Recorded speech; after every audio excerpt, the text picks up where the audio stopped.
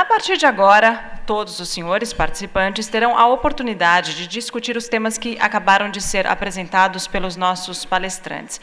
Para mediar os debates que vão acontecer agora, nessa próxima atividade que nós estamos chamando de Arena, eu gostaria de convidar a jornalista Mara Luque. Mara, por favor.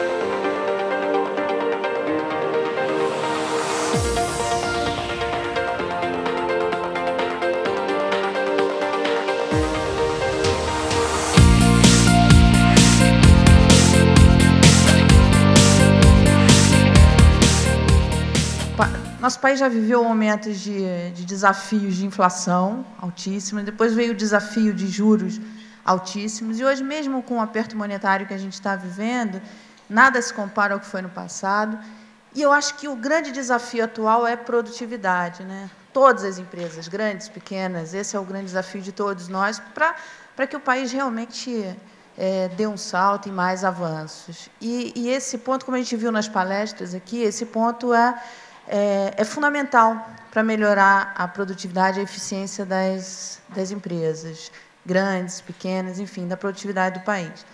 Bem, vamos combinar aqui como é que a gente vai fazer. É informal, não parece, né? Pelo ambiente, todo bonito e tal, mas é informal.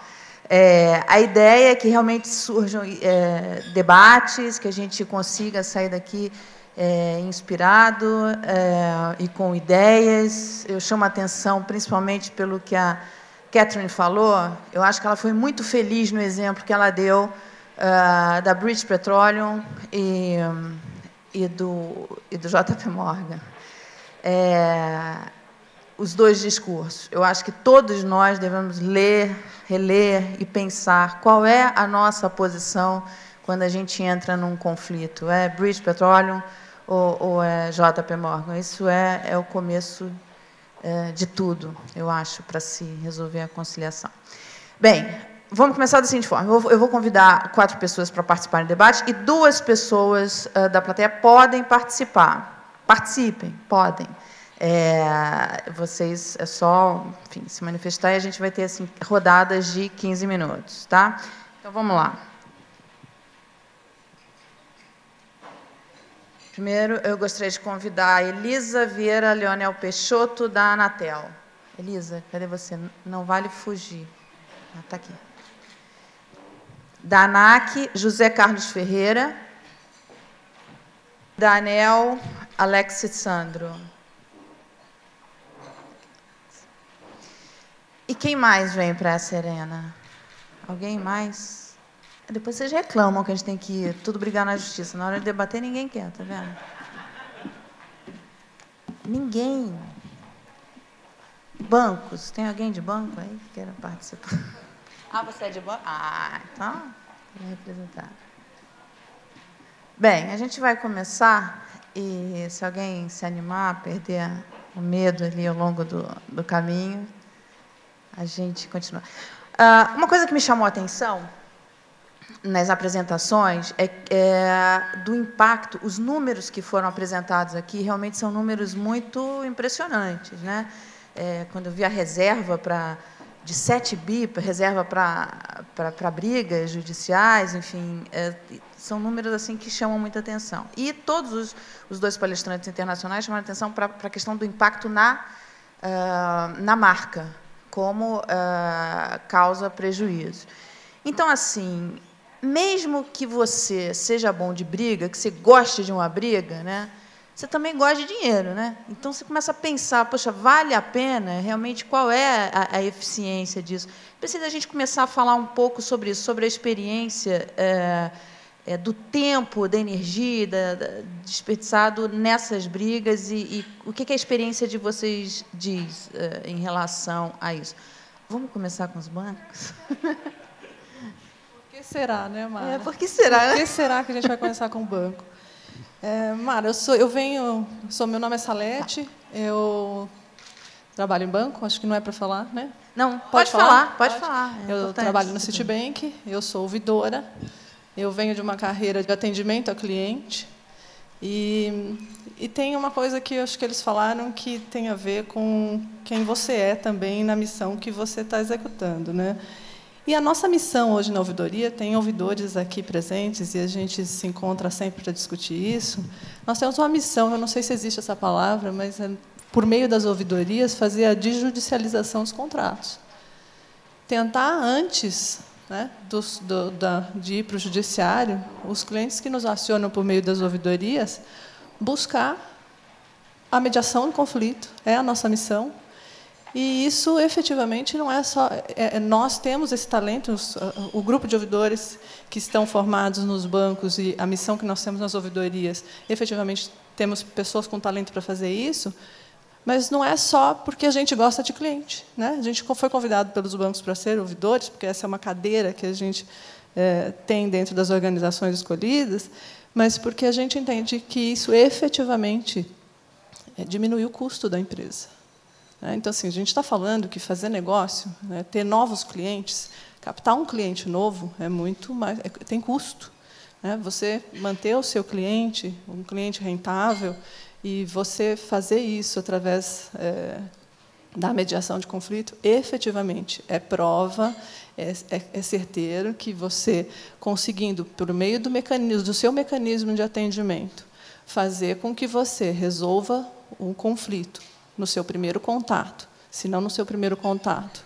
Hoje, nos bancos, nós temos um mecanismo, lidamos com muitos clientes, o volume é muito grande. Então, nós temos lá a nossa central de atendimento transacional. Se o cliente tem um problema, ele tem o saque. Se o problema dele não for resolvido no saque, ele pode ir para a ouvidoria. Então, assim, a gente tem 3 mecanismos de tentativa de resolver o problema dos nossos clientes antes de chegar na esfera do judiciário. A gente chama de primeira instância. E a experiência mostra algum índice de como vem se comportando isso? Sim, não tenho a menor dúvida. Tem índices importantíssimos. Eu tenho a Natália aqui, que é do nosso jurídico. Ela foi ao toalete bem na hora que você convidou. Tenho certeza que ela gostaria de ocupar essa cadeira. Está vindo aqui. A gente faz um trabalho... Você vê que só as mulheres são corajosas. A gente faz uma... Né? Não, e você viu que eu nem perguntei para ela se ela queria. Né? Já vem aqui, porque nós temos uma história fantástica para contar. A gente tem jurídico e ouvidoria no nosso banco, o trabalho é parceiro. A gente tem... Mulheres de banco, para vocês verem como elas são corajosas. E a gente faz um trabalho junto, né, num fórum com os nossos seniors, para que a gente possa efetivamente trazer para a empresa esse benefício. E aí, do meu lado, eu faço de forma um pouco mais granular, que é cliente a cliente, tratando na ouvidoria para que o conflito não vá para o judiciário, e a Natália segura a onda aqui na hora que vai. E aí a gente tem um histórico de sucesso aí de 5.000, né, negociações, que eu acho que ela pode falar até melhor para vocês, dentro desse organismo que a gente criou dentro da empresa para evitar o conflito no judiciário. E então, isso já vem gerando resultados financeiros Não estava preparada, mas vou falar aqui um pouquinho sobre a nossa atuação no banco. Eu acho que há muitos anos o Brasil já vem mudando a cultura. Eu sempre trabalhei para bancos e agora estou em um banco.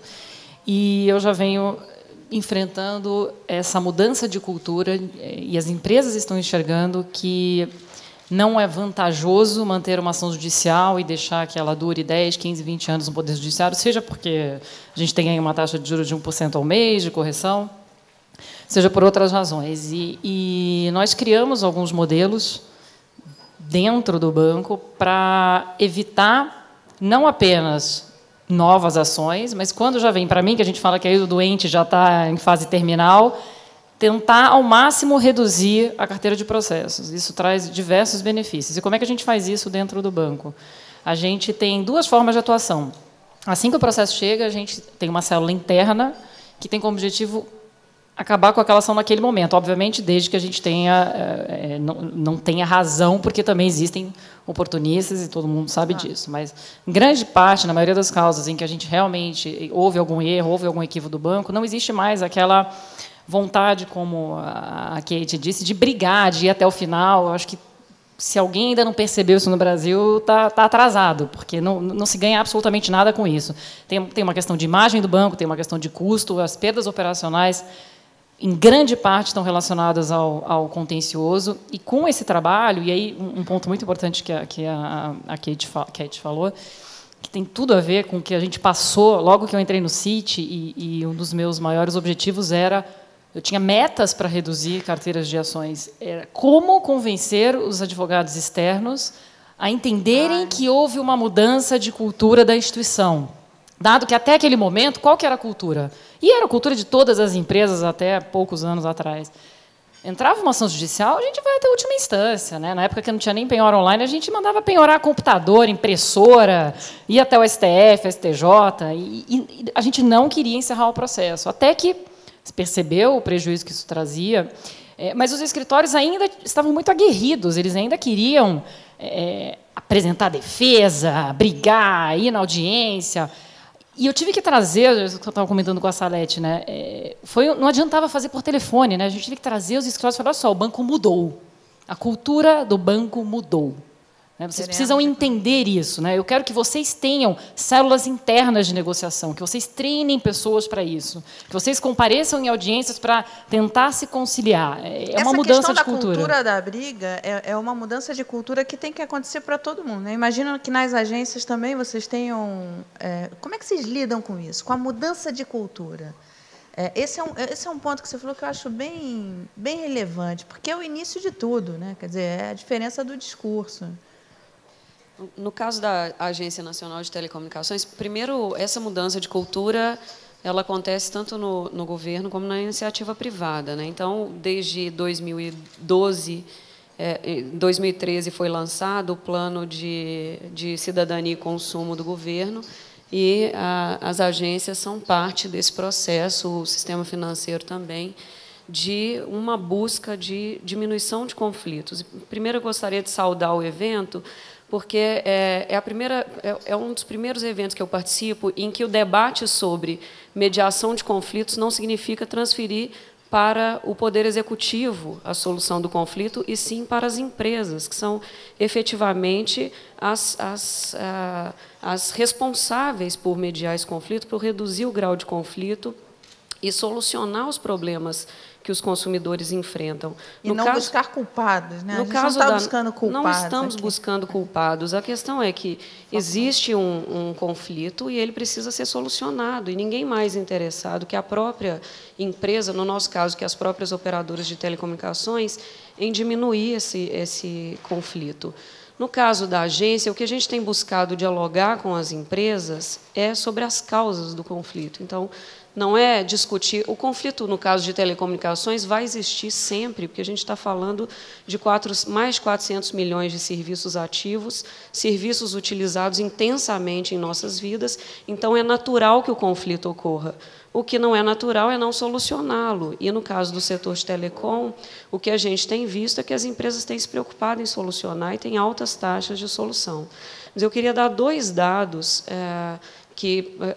das conversas que a gente tem com as operadoras que me chamam a atenção. Um deles, estou vendo aqui o Levi, do Sindtele Brasil. Eu soube que o Levi chegou, eu queria convidá-lo para participar aqui com a gente do debate. O Levi citou uma vez, em uma reunião do Conselho Consultivo da Anatel, né, Levi, um processo que tramitava há 10 anos no Judiciário por R$18. Isso para mim, é muito característico de qual era a cultura que se tinha do litígio, que é isso que você está dizendo, vamos brigar até o fim por R$18.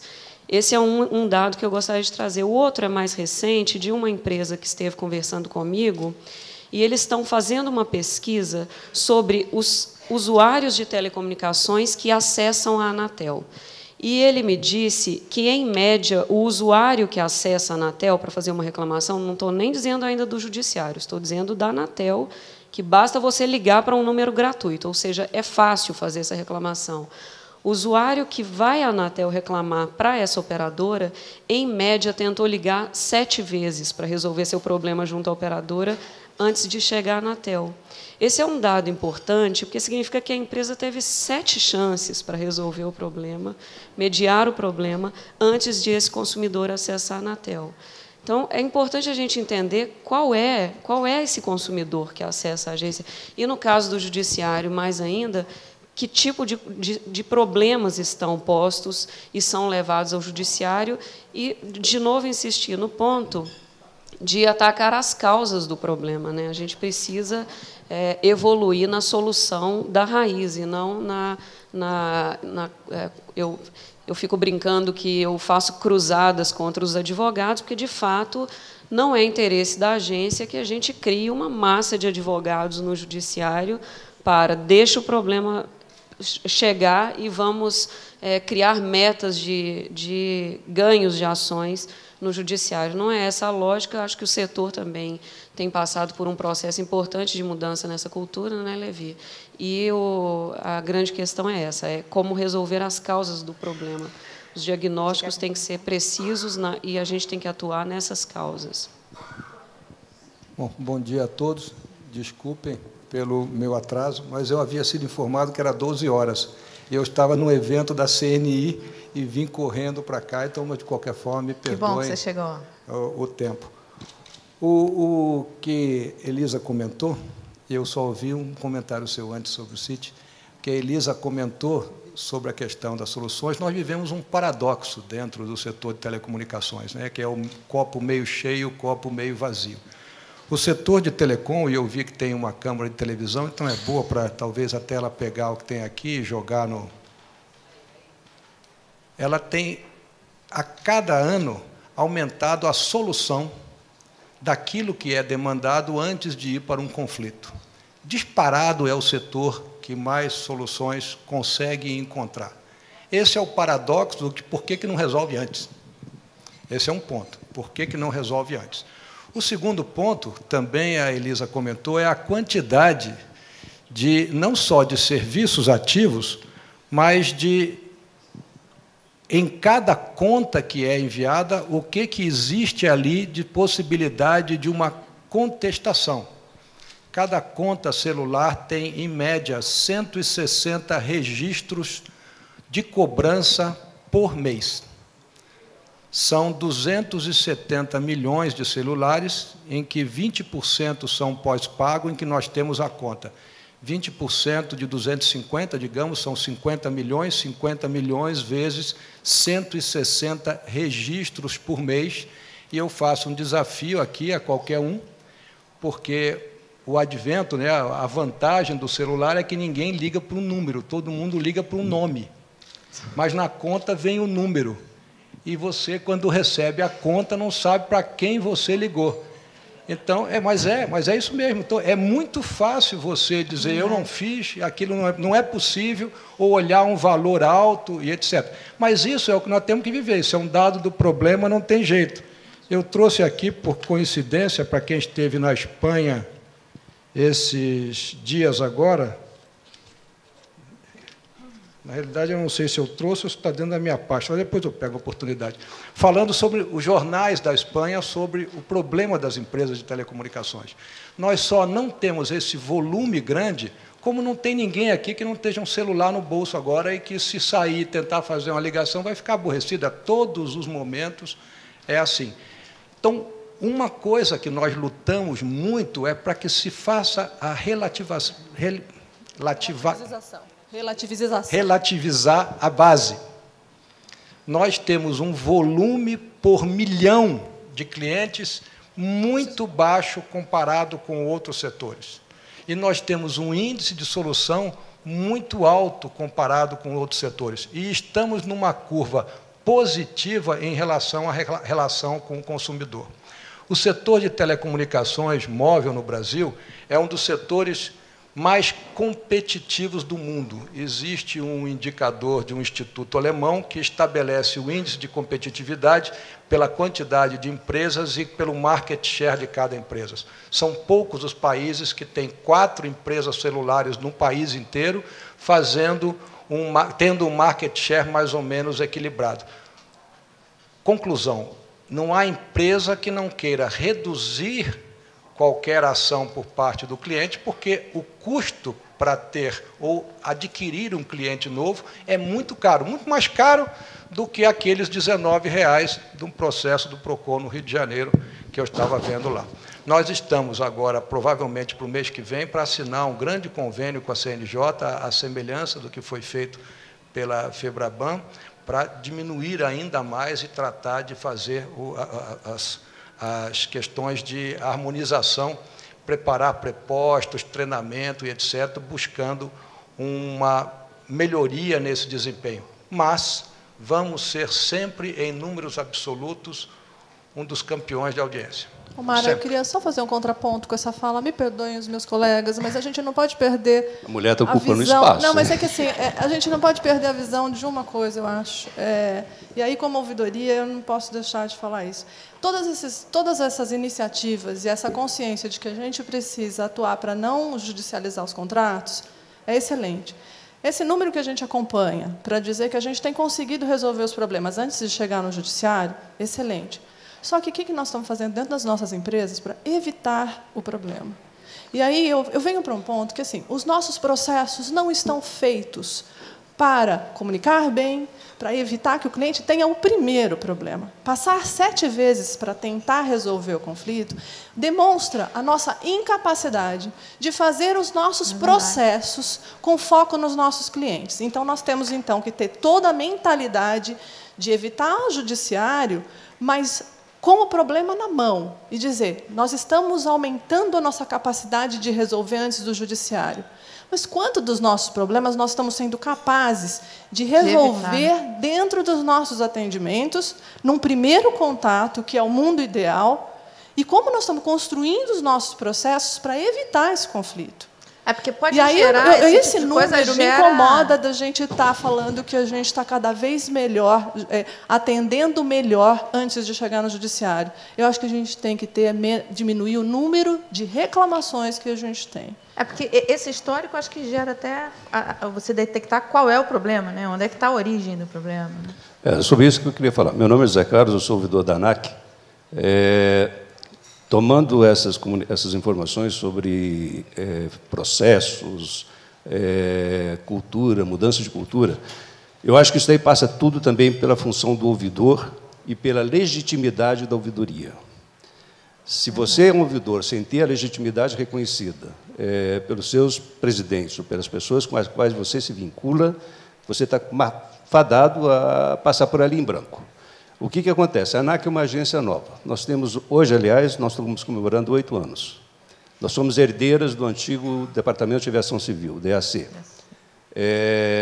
Temos uma imagem, segundo a Mrs. Bryan comentou aqui, uma imagem desgastada na mídia, em função, muitas vezes, do desconhecimento da mídia sobre o que é segurança operacional de aviação e também em função dos grandes acidentes, os últimos grandes acidentes que ocorreram no Brasil e que, fatalmente, morreram várias pessoas. Retirar essa imagem, então, qualquer coisa que acontece na aviação geral, a ANAC vira destaque no jornal. O que a gente está fazendo para mudar essa cultura dentro, externa e interna? Primeiro, internamente, também foi mencionado, o grupo de jovens advogados, hoje, que nós temos dentro das agências, nenhuma resolução da ANAC ela é aprovada pela Procuradoria sem que a Procuradoria acene para eles quais são os riscos e o nível de risco que tem aquela ação, aquela resolução, de gerar atrito entre os consumidores e os órgãos regulados. Isso daqui é como se fosse um alerta. Olha, tudo bem, não tem nenhum problema com essa resolução que você está querendo implementar, do ponto de vista legal, mas, do ponto de vista prático, isso daqui pode ou não pode gerar muito ou pouca ação judicial. Segundo, se faz um acompanhamento periódico daquela ação, daquela resolução, com relação às ações que estão sendo entradas na Justiça. E aí sim volta. Olha, esse número está crescendo, faz necessário você rever essa sua resolução, até que ponto você pode reduzir essa ação judicial. Então, eu acho que isso daqui é uma ação proativa e de mudança de cultura. Que é o ponto que eles Exatamente. Colocaram. Né? A segunda coisa que a gente faz, por exemplo, uma das coisas que se reclamam com ações judiciais é a questão do ruído das aeronaves. Né? Você vê que no Rio de Janeiro nós temos várias reclamações de grupos com relação às pessoas que moram em Santa Teresa ou que moram em Niterói, dependendo da rota que o avião usa para aterrissar ali no Santos Dumont. Aqui em São Paulo você tem um problema de Congonhas. Né? Nós temos dentro da ANAC também uma área que trata de considerar o ruído de uma aeronave e chegar a proibir que aquela aeronave aterrize nesse ou naquele aeroporto que já tem um problema de ruído maior. Isso gera problema? Gera. As empresas, o táxi executivo, até as empresas de táxi aéreo, elas entram na justiça contra a ANAC porque está proibindo ou caçando o direito daquela aeronave fazer aquele movimentação naquele aeroporto. E, por fim, eu acho que o grande papel também, eu acho que aí entra a questão da ouvidoria. Na medida em que nós temos um acesso permanente na direção, e você consegue apontar, dentro dos processos existentes na sua empresa, onde estão as falhas e estão gerando processos judiciais. Eu não entro no processo judicial, eu não mexo com isso. Mas o meu relatório é utilizado pela Procuradoria para que ela possa acionar a área técnica junto com a auditoria e mudar processo. E aí, sim, nós estamos conseguindo, com isso, diminuir razoavelmente o número de processos novos que entram. A ANAC, apesar de movimentar a aviação brasileira, apesar de movimentar 100 milhões de brasileiros por ano, nós temos não mais do que uma média de 120 processos na Justiça. É muito pouco. Oi, Mara. Na ANEEL, nós também temos muita preocupação em relação a essa questão. É um serviço muito difundido no Brasil, né, universalizado, e um potencial de gerar problemas muito grande. Principalmente agora. Estamos aí. Não vou resolver o problema agora, tá? Nem é comigo. Mas eu estou, no momento, na condução de uma área específica que tem por atribuição a prevenção e resolução de conflitos, tanto que é chamada de Superintendência de Mediação Administrativa, e aí retorna para a mediação, que é um dos focos aqui do nosso debate. Nós temos o exemplo de disponibilizar para o setor elétrico um grupo especializado em tentar atuar como, de fato, mediador, mediação clássica mesmo, sem dizer como deve ser resolvido o problema, deixando as partes construírem o seu problema, no âmbito do setor elétrico. E a gente já lidou, ao longo aí de pouco mais de uma década, com algumas dezenas de casos lá na ANEEL, e estamos trabalhando na faixa de 80% a 90% de êxito na resolução dos conflitos. Então, são números muito interessantes por si só, mas essas dezenas de casos, na verdade, geram frutos, porque as pessoas que participam da mediação, elas saem transformadas também e lidam diferente com os novos conflitos que surgem. Então, tem esse aspecto da prevenção dos novos conflitos, de como lidar diferente com esse conflito novo que surge. Isso faz com que, no fim das contas, o setor elétrico, que é todo interconectado, seja por fio, seja por contrato, e que exige que as partes tenham um bom relacionamento, funcione melhor, funcione mais azeitado, mais lubrificado. Então, por isso é tão importante que a gente tenha esse papel de prevenção de conflito e de resolução de conflito. Esse ponto da prevenção, ele é fundamental, né? Porque você acaba não deixa que ele chegue, que ele aconteça. E ainda sobre prevenção, um outro exemplo que eu gostaria de trazer. Quando nós observamos a importância da prevenção dos conflitos e do papel da própria ouvidoria, que já foi muito mencionado aqui, nessa prevenção, nessa melhoria dos processos internos, nós partimos para a regulamentação das ouvidorias no âmbito do setor elétrico, alguns anos atrás. Fizemos uma avaliação de impacto regulatório, para saber se valia a pena regular ou não, se devíamos fazer isso ou não.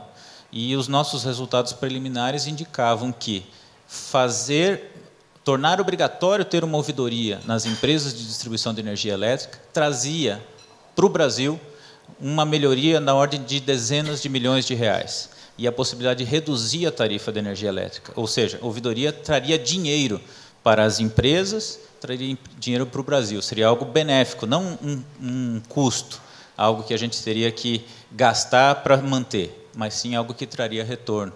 Então, indo nessa tocada, a prevenção de conflitos, de fato, é lucrativa.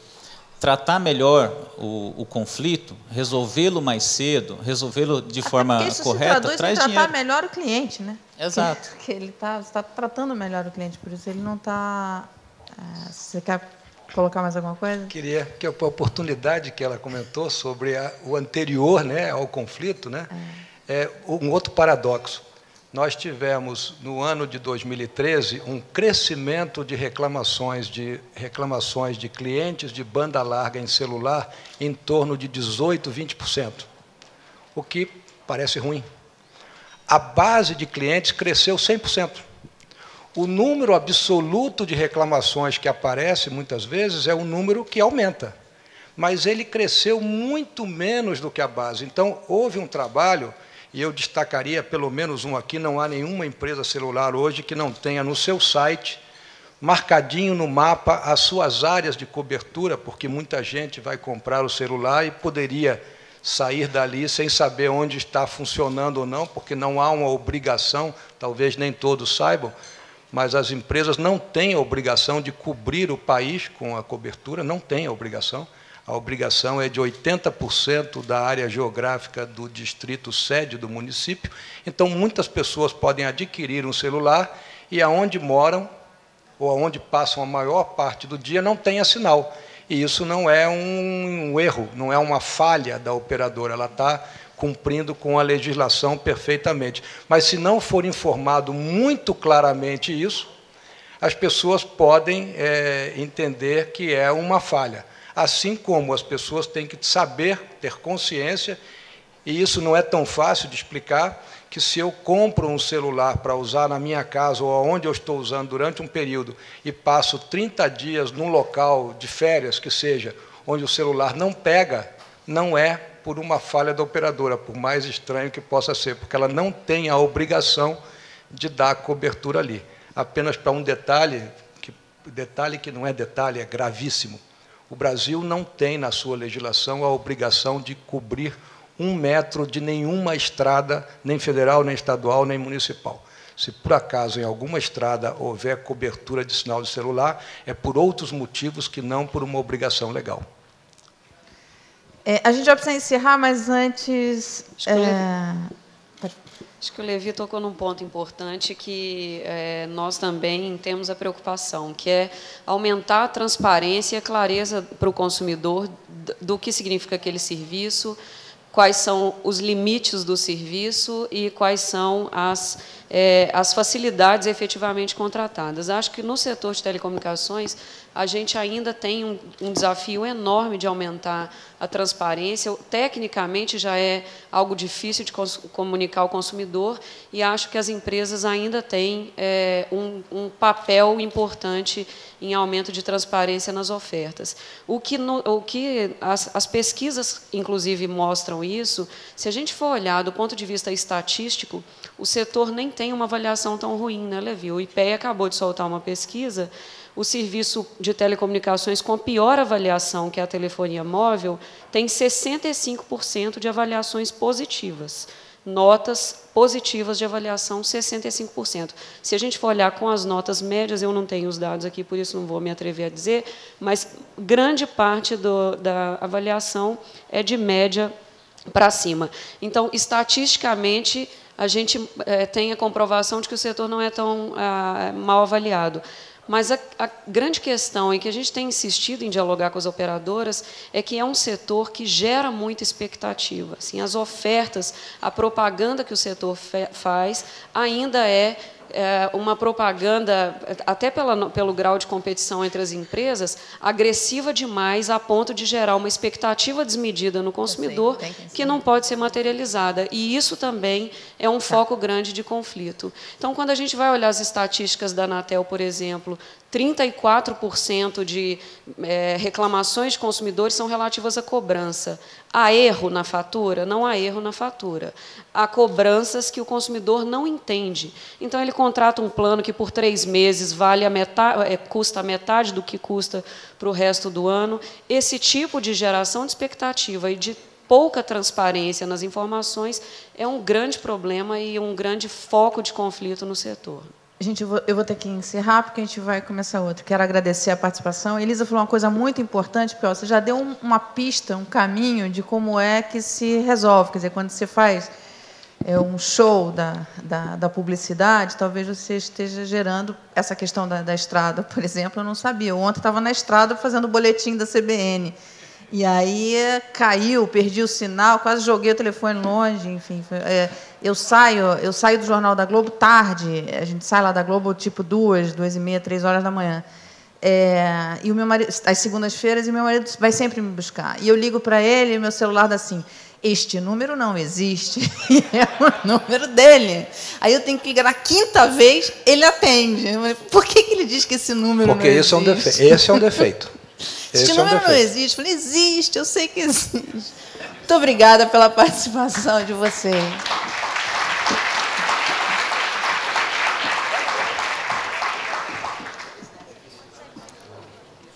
Bem, então vamos convidar aqui para a segunda rodada. Fabrício Bittencourt, do Ministério da Justiça. Cadê você, Fabrício? Fugiu. Emanuel Campelo, do Conselho Nacional de Justiça. Flávio Caetano, da Secretaria de Reforma do Judiciário. E o André Luiz Goma, do Conselho Nacional de Justiça. Quem vai querer participar desse debate? Ah, que bom. Legal. Mais alguém? Gente, não precisa ter medo. Tem um jornalista aqui que defende você. Ou não, né? Dependendo, né? Isso pode causar até mais medo, né? Mas tudo bem. Legal. Então, vamos começar, acho que até pela composição da mesa. Até que ponto os consumidores eles entendem os seus direitos, entendem que existem canais de conciliação e como é que eles se movimentam nesse ambiente jurídico? Porque a justiça também recebe muitas críticas, né, assim, dos consumidores, dos seus clientes. Vamos começar por aqui? Bom dia a todos. Primeiramente, era um anúncio que eu queria ter feito no painel anterior, não tinha mais lugar nem espaço para fazer, mas é que o CNJ está realizando, no próximo dia 7 de abril, um curso para instrutores para prepostos em mediação. E a nossa ideia é exatamente formar multiplicadores nas próprias empresas. É um curso gratuito. As inscrições já estão abertas no site cnj.jus.br/evento. E a importância desse curso que nós verificamos é exatamente o seguinte, que os índices que anteriormente em algumas empresas se verificou que eram em torno de 35%, em êxito em mediação, após a realização do curso e a preparação dos prepostos, passou a ser de mais de 80%, ou seja, um crescimento de mais de 110%. E a nossa ideia não é simplesmente promover um curso específico para vários prepostos, mas sim de formar instrutores para prepostos nas empresas. Ou seja, as pessoas que participarem desse curso serão multiplicadores dentro das próprias empresas. Então, essa é exatamente a ideia, nós termos essa multiplicação no âmbito de cada empresa. Se trata de um curso presencial que será realizado no próprio CNJ. Porque então, esse seria um anúncio. Importante, porque depois que chega no judiciário, outro dia, conversando com o PROCON aqui em São Paulo, falando que, na questão de renegociação de dívidas, que eles estão fazendo atendimento a superendividados, muitos prepostos de bancos nem vão. Esse é um dos grandes problemas. E uma coisa que a gente verificou, interessante também, que apesar desse aumento de 110% no êxito, esse êxito maior não se deu porque as propostas de acordos eram melhores. Ao contrário, as propostas continuaram as mesmas. Só que o preposto treinado se verificou que ele conseguia, primeiro, reconhecer o problema do consumidor, ou seja, não adotar uma postura de oposição.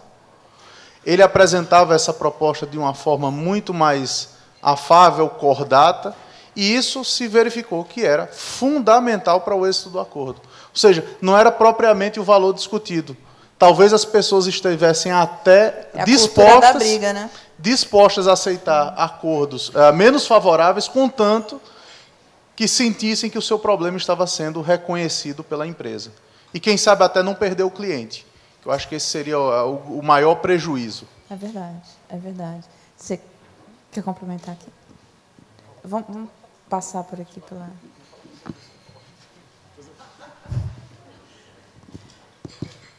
Bom dia a todos. Meu nome é Fabrício Bittencourt da Cruz. E hoje eu venho numa missão de representação. Eu represento hoje o ministro Ricardo Lewandowski nesse evento. E não é fácil. Mas, de qualquer maneira, conversando ontem com o ministro a respeito da perspectiva dele mesmo, de visão nacional a respeito do tema da mediação, da conciliação, e especialmente com relação ao evento hoje, o ministro comentou que o judiciário sempre esteve e sempre estará cada vez mais acessível. Né? O livre acesso ao judiciário é algo que nos é muito caro. Mas, de todo modo, e algo que também ficou muito claro aqui no evento, a sociedade brasileira deve ter uma preocupação fundamental com a maneira como acessa o judiciário, a maneira como utiliza o serviço do judiciário e, especialmente, a maneira como sai do judiciário. Nós temos, e não é segredo para ninguém, milhões e milhões de demandas. E o que foi falado agora pelo conselheiro Manuel a respeito do curso para os prepostos parece algo muito interessante. Agora eu queria falar um pouco da minha experiência pessoal e o motivo pelo qual eu estou aqui representando o ministro Lewandowski. Há 8 anos, eu sou juiz federal na origem, e há 8 anos um colega que comandava o que nós chamamos de mutirões de conciliação no Paraná. O que é um mutirão? São várias mesas de mediação, negociação e solução das controvérsias que ocorrem com audiências simultâneas. E os juízes percorriam todas as mesas em missão de auxílio às conciliações. E um colega me ligou, que era o coordenador, e disse: Fabrício, eu gostaria que você participasse, se você tivesse interesse, no mutirão. E eu disse: olha, Savares, eu não tenho a menor condição disso, porque as audiências são sobre um assunto muito delicado, que é o sistema financeiro de habitação, algo teoricamente muito difícil de se resolver, e o valor envolvido é muito sério. Ele disse assim: não se preocupe, basta sorrir. Eu sou advogado da Caixa Econômica Federal, eu sei bem essa situação. Esse é o ponto. Ele falou assim: basta sorrir. Bom, então eu vou. Eu coloquei o meu melhor sorriso no rosto e lá comecei a observar. E que naquele dia me marcou muito, e a minha colega Anne sabe disso, eu sempre que estou em público falo a esse respeito. Eu fiquei fascinado com a maneira como a colega Anne Carine, amadora Steve Costa, tratava as pessoas. Ela se comunicava com aqueles atores que estavam ali para solucionar os seus conflitos e terem seus conflitos solucionados. Em geral, a mensagem que eu queria passar dessa experiência pessoal, que depois se arrastou por anos até hoje, e acompanhando o trabalho de vários prepostos, o que chama muita atenção é que o treinamento é válido, mas é importante que se tenha algo que já comentamos em outra oportunidade, que se tenha uma espécie de um banco de talentos, porque tem prepostos e prepostos. Lembro de um cidadão chamado Paulo, que, fazendo uma audiência de aproximação e conciliação, ele sequer olhava para os olhos do casal que estava ali tentando resolver o problema habitacional. Ele não sabia o nome das pessoas, e ele falava assim: essa é a proposta inicial e final, porque eu sei que aqui não chegaremos além disso. Mas eu também me lembro de um rapaz chamado Cristiano, jovem, cabelo super comprido até a cintura, cabelo preso, comprido, fazendo magia numa audiência de mediação e conciliação, porque ele tinha talento.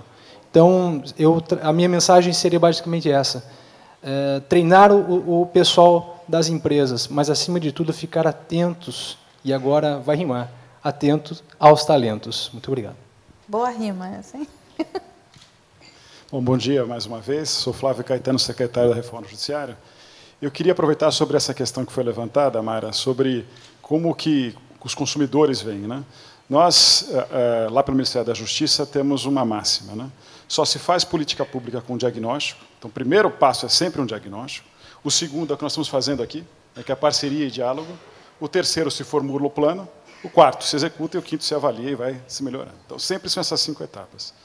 E aí achamos por bem fazer na Secretaria uma pesquisa, contratamos uma pesquisa para saber exatamente como que o consumidor via a atuação das agências e se era possível nós trabalharmos a ideia de fazermos câmaras de mediação dentro das agências. E foi uma pesquisa feita pela GV Rio de Janeiro, que entrevistou 1.300 pessoas em 131 municípios do Brasil. Primeira pergunta: você conhece o Código do Consumidor? E aí essa questão: as pessoas conhecem ou não seus direitos? 93% conhecem. Então, como já foi dito aqui, é daquelas leis que pegam. Então, é uma lei que pegou. Todo mundo conhece o código. Você já teve um direito seu lesado como consumidor? O número também é altíssimo. Eu posso falhar aqui, mas 90% sim. O que você fez? Qual foi a sua primeira atitude? 63% foram as empresas. E aqui bem falou a colega aqui, ouvidora, né? Não lembro de qual empresa, que ela disse, olha, nós temos aqui o nosso dever de casa. 63% foram as empresas, 18% foram ao PROCON, 3% ao Judiciário, 2% às agências. Você confia no PROCON? 89%, sim. Então, é um órgão público daqueles que as pessoas também confiam, têm credibilidade. Você quer fazer acordo? Você tem interesse de fazer acordo? 90% das pessoas disseram que sim. E a justiça? Só 6% acreditavam na justiça. As pessoas não queriam ir à justiça porque achavam que lá ia demorar muito. E as agências reguladoras? Aquelas pessoas que foram às agências disseram, não é a primeira, né, a última hipótese, disseram, olha, pode ser um canal, pode ser melhorado, mas ali, quando eu consegui chegar, eu fui muito bem atendido. Claro que aí nós temos que debater sempre em conjunto, né, para formar uma política pública. Então, aquilo nos mostrou o seguinte, nós temos sim que buscar os meios alternativos, o judiciário sofre muito com essas demandas de massa, né? O Emanuel aqui é o nosso conselheiro parceiro, a gente faz tudo junto, porque nós temos que resolver. O judiciário tem que resolver aquilo que é deles. Então, nós temos que trabalhar muito com as empresas, daí a ideia da estratégia nacional de não judicialização, com esse eixo privado, para que a gente diminua, para que as empresas consigam fazer a mediação interna, e levar, outro tema que foi dito aqui, a parte cultural. Porque não adianta nada nós trazermos uma lei, fazemos estratégia, se não mudarmos a cultura. E aí é um trabalho que nós temos feito em conjunto com o MEC. A partir de 2015, acho que nós vamos conseguir, todos os cursos de direito vão ter que ensinar os meios alternativos à solução de conflitos. Como bem disse a Kate O'Brien aqui, não adianta ficar falando se não mudarmos a cultura. A cultura se muda também a partir dos cursos, a formação jurídica, porque nossa formação é do litígio, nossa formação é do processo, é isso que a gente aprende, é isso que a gente reproduz. Então tem que mudar isso, tem que colocar esse conteúdo como obrigatório em todas as faculdades de direito. E o segundo passo aqui, já falamos com o CNJ, com a OAB tem sido parceira nisso, embora não esteja presente hoje, tem sido parceira, o CNMP e a Defensoria, que para que todos os concursos públicos também se obrigue, no edital, a ter essa matéria das técnicas alternativas de mediação, porque aí sim, aí a gente muda a cultura desse meio jurídico e também aqui da iniciativa privada. Então, rapidamente, essa queria ser a minha intervenção. Essa questão da cultura no meio jurídico é uma coisa tão forte que eu diria até que ela transcende o meio jurídico bastante. Eu digo isso por uma experiência prática que eu estou tendo o prazer de experimentar agora esse semestre. Eu comecei, uma das poucas universidades de Brasília que inseriu a disciplina de métodos de solução de conflito na grade, que é exatamente para passar para os alunos do curso de Direito o que é mediação, o que é conciliação, o que é arbitragem, tentar tirar um pouco da cabeça deles que, enfim, absolutamente tudo tem que ser solucionado por um processo e uma sentença. É uma disciplina que foi voltada exatamente terceiro, quarto e quinto semestre do curso de Direito, ou seja, são exatamente aqueles alunos que estão no início do curso, não chegaram ainda nem na metade, e eu fiquei impressionado como ainda aqueles alunos que estão no início do curso têm alguma resistência. Um deles começou a questionar a constitucionalidade do CNJ estar implementando uma política pública como essa. Eu disse, gente, eu juro que eu esperava encontrar resistência em qualquer lugar, menos aqui.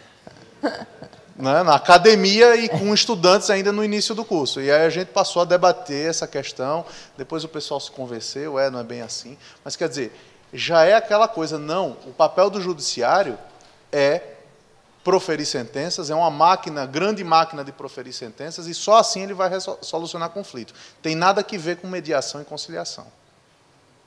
Então, eu acho que é uma mudança de cultura, tem que ser implementada dentro do Poder Judiciário e dentro das universidades, isso aí é inquestionável, mas também na sociedade como um todo.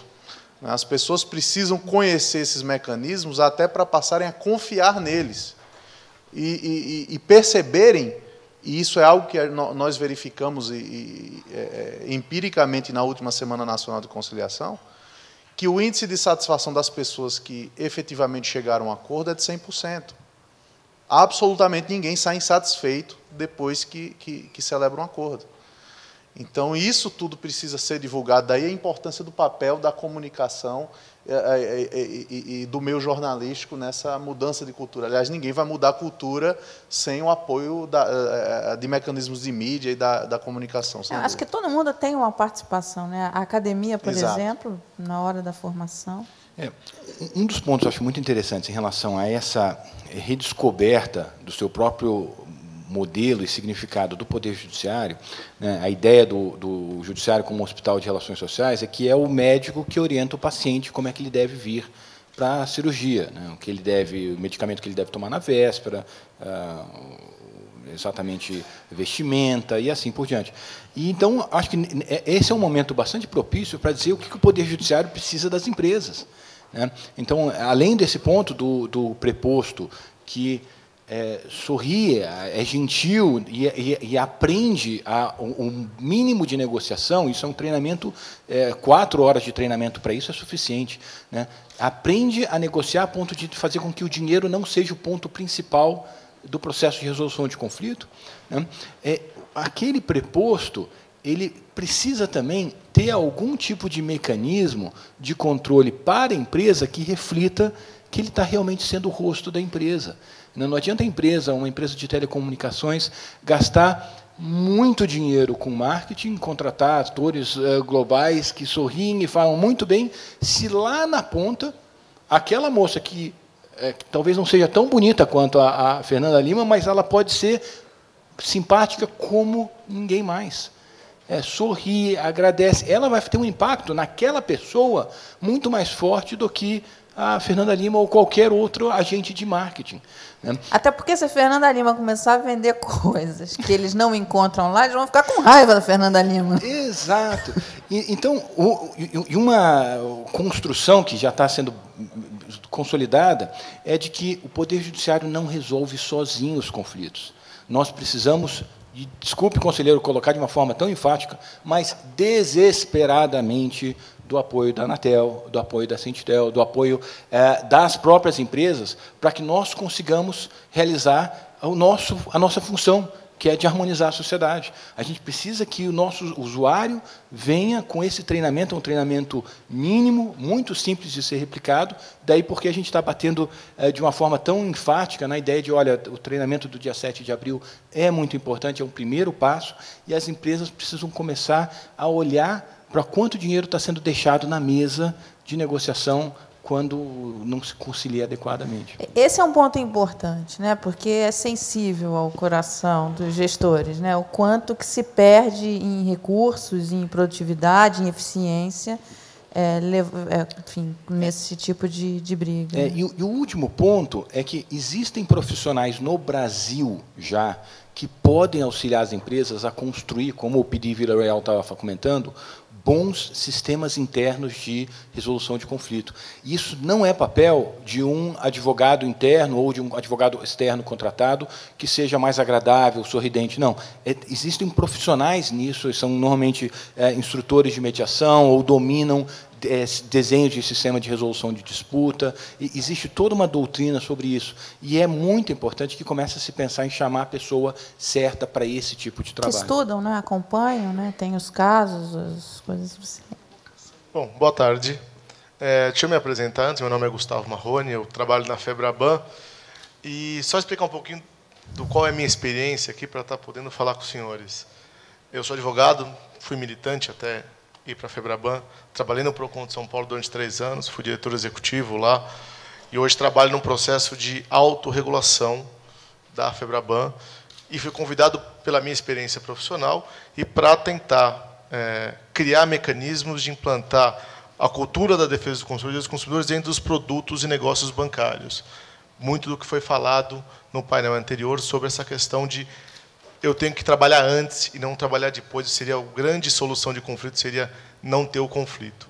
Mas, como isso não é possível em 100% dos casos, em um setor onde eu atuo hoje, você tem 40 bilhões de transações anos, todas com potencial de dar alguma coisa errada, seja por falta de informação, seja por não compreensão, seja por erro humano, seja por falha do sistema. Seja por todos isso juntos, né? Seja por todos esses motivos juntos, né? Você tem que trabalhar com questões de solução mais eficazes quando realmente o problema aparece.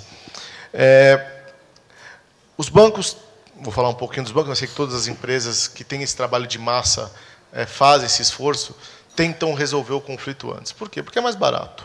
Porque mantém o cliente, porque melhora a imagem, tem vários benefícios em você resolver o seu próprio problema e não deixar ele extrapolar para um órgão de defesa do consumidor, ou para o Poder Judiciário, ou algum outro, ou agência reguladora, isso tem um custo, né? Então, chegar a esse nível não é a intenção de nenhuma empresa. Acho que não tem quem fale isso, porque é muito custoso.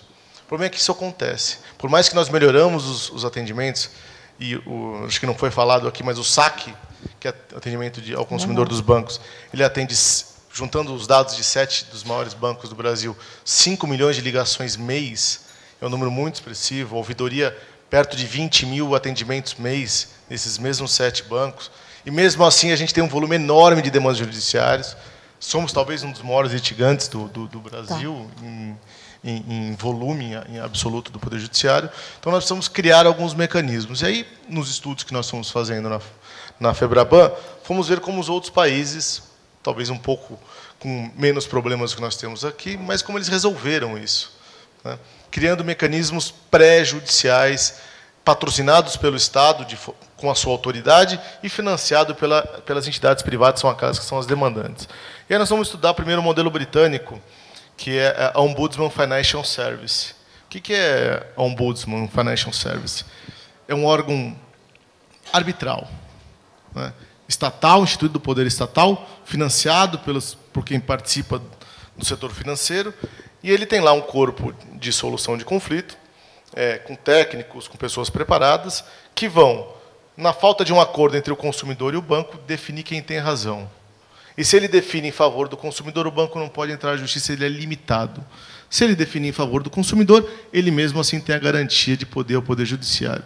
Isso gera uma demanda muito pouca no Poder Judiciário com relação a isso. Esse modelo ele foi expandido para a Alemanha, tem esse serviço de ombudsman também no direito alemão. Inclusive, o ombudsman teve no STJ, o alemão, há uns 3 semanas atrás, 4 semanas atrás, proferindo essa palestra.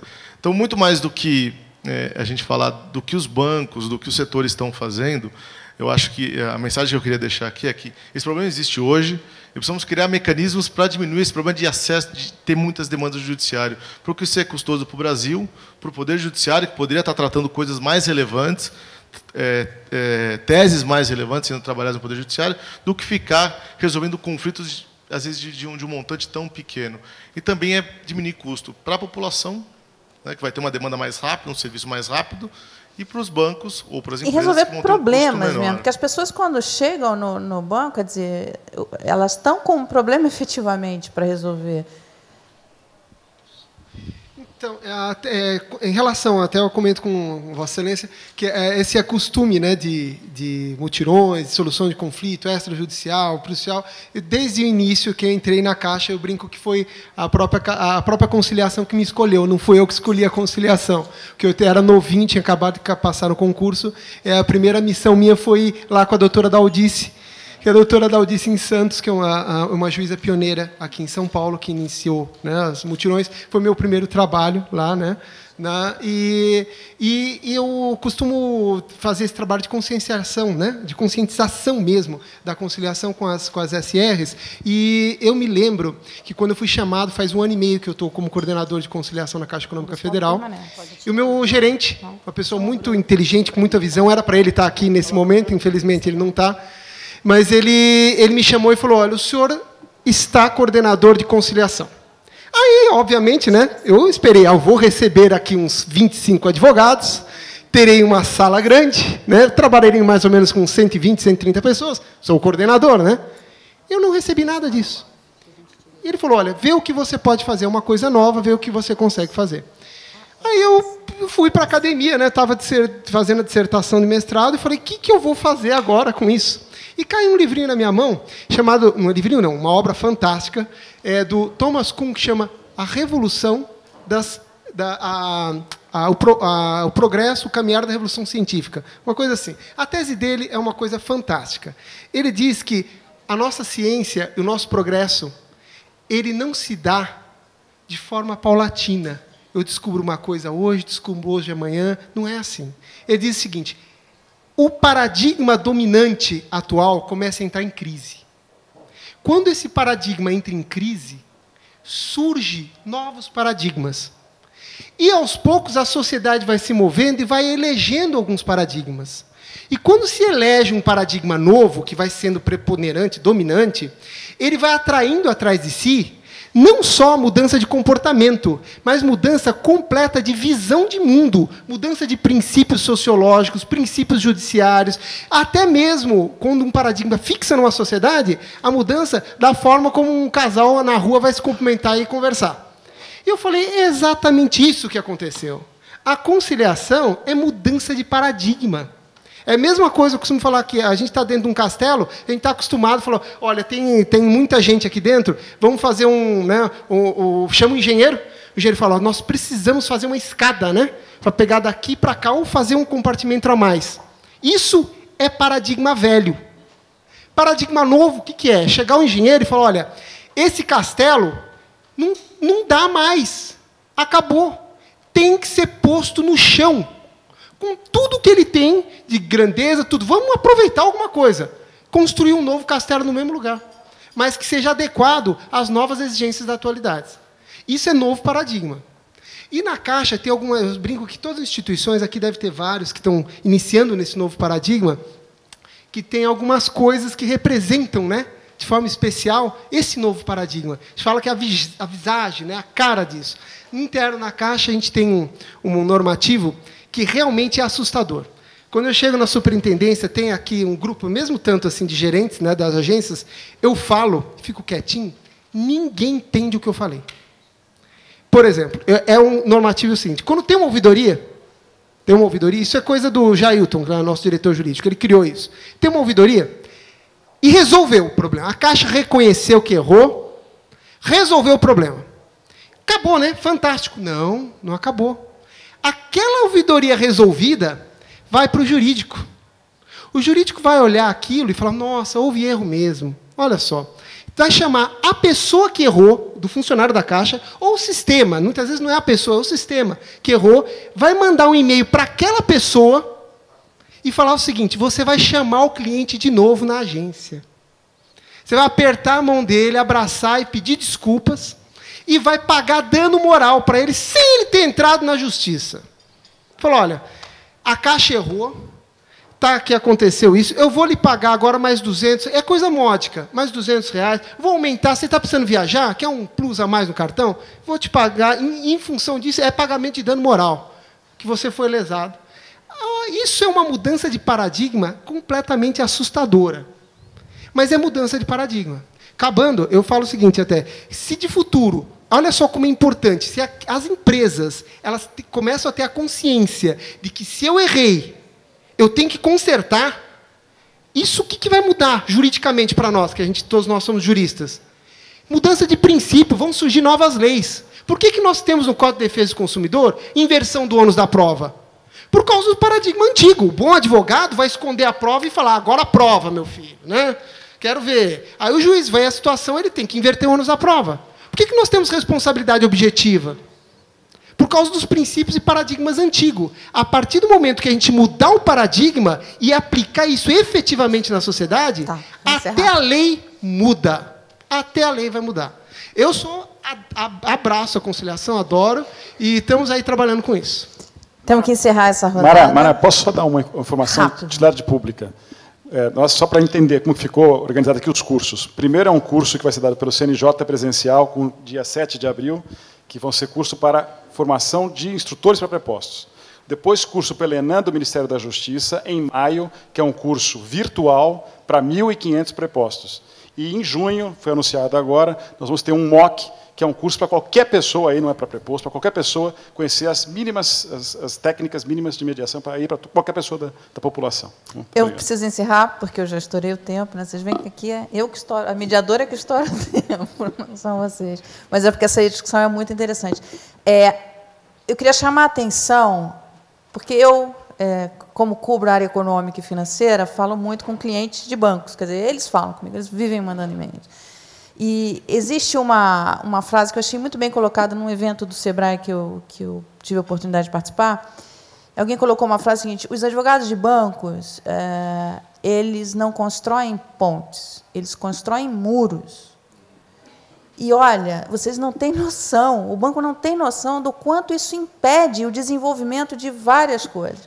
Porque, às vezes, o banco quer, a pessoa da área de negócios quer fazer, a empresa precisa para desenvolver, mas os contratos são verdadeiros muros, são para não ser feitos. Então, isso eu acho que é dentro dessa sua colocação de destruir o castelo. Então, vamos começar a pensar em destruir. Muito obrigada pela participação de vocês. Queria convidar a próxima rodada. Vamos lá. Bruno, do Sebrae, vou convidar para participar com a gente. AES, Luiz Radulov. Abine, Denis. Aqui, tá bom? E a Alessandra, da Nokia.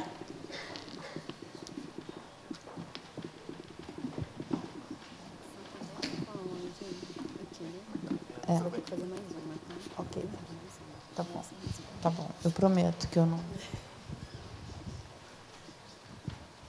Está todo mundo aqui? Não, está faltando gente. Cadê a Alessandra?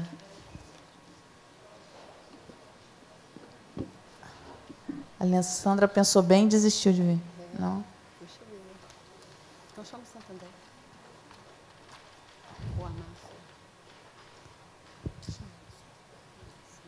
Monique, do Santander.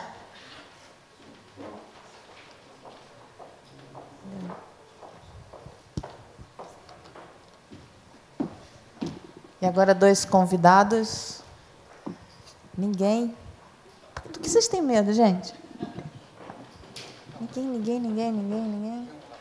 Ah, legal. É bom debater, colocar aqui, abrir o coração, é legal. Eu estou crente que você vinha para cá. Crente. Ele veio sorrindo, eu falei, pô, conseguimos. Mas ninguém vem. Ah, legal.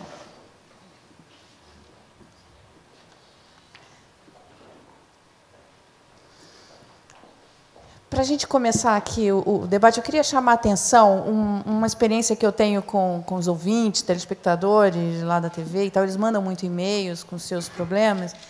E o que eu vejo assim, é que há enorme, principalmente coisas com dívidas, também alguns problemas lá com investimentos, mas a grande parte quer resolver e são pessoas honestas. São pessoas honestas, são pessoas que realmente querem resolver. Mas as empresas acham que não. As empresas têm a noção de que o brasileiro é um desonesto, só tem oportunista. Há casos, você identifica, e é fácil identificar um oportunista, você vê até pelo discurso dele, mas a grande maioria não quer, realmente são pessoas honestas e que querem resolver e estão dispostas a pagar o que é justo. O que elas não querem é se sentir abusadas, né? Então, eu queria, enfim, começar por aqui, fazendo um pouco da experiência de cada um de vocês. Bom, sou da AES, a minha responsabilidade é o contencioso do grupo no Brasil. Aqui a gente tem a Eletropaulo e a Tietê no Estado. Como vocês podem imaginar, a gente tem várias demandas. A gente pensou muito nisso que você falou, acho que é uma questão, chega a ser filosófica, né? Existe sim, e eu vou falar isso um pouquinho quando eu estiver apresentando o nosso case aqui à tarde, existe sim uma indústria no Brasil movida por vários incentivos, mas a gente está absolutamente convencido que a grande maioria que reclama tem razão. E é por isso que aí vou explorar isso mais tarde, mas é por isso que a companhia, acho que deu um passo importante no sentido de ter a conciliação no teu, como princípio mesmo. Então, ninguém vai para a justiça, ninguém vai atrás de um advogado, ninguém vai... Quer dizer, algumas pessoas vão, mas a grande maioria das pessoas não vai atrás de um advogado ou vai até a empresa para reclamar porque não teve um problema.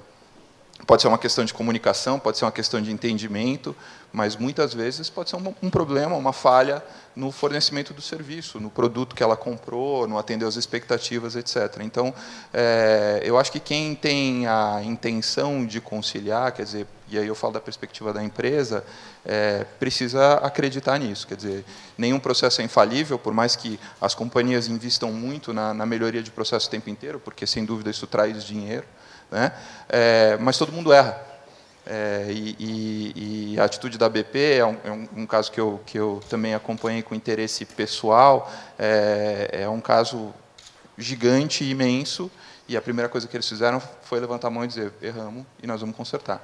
Vai ser um processo complicado, eles estão consertando até hoje, a coisa continua sendo discutida, eu continuo acompanhando o caso, mas é muito interessante essa atitude. A gente parte desse princípio, a gente montou o que a gente montou na companhia, ou foi montado o que foi montado na companhia, por conta desse princípio. A gente precisa admitir que a gente erra e a gente precisa resolver os problemas da forma mais rápida e eficiente possível. Bem, bom dia. Na verdade, eu queria fazer um pouco uma certa provocação, né? Primeiro, o SEBRAE, quando cuidar de políticas públicas. Então, o que o SEBRAE, que mexe com pequena empresa, está envolvido, ajudou a promover um evento com grandes empresas, né? O que a gente vê é o seguinte, eu diria que é muita questão de coerência. A gente vê estudo de Doing Business, tantos outros estudos, pegar a mídia nos últimos vários anos, aquela expressão do custo Brasil, etc. e tal, né? Então, foi muito bem explorado a questão do custo empresa aqui, custo na marca, o custo de provisionar recursos para processos, etc. Mas o empresariado, ele respalda essa questão de que a carga tributária no Brasil é muito alta, de que o Estado, né, a gente ainda ouve muito nisso.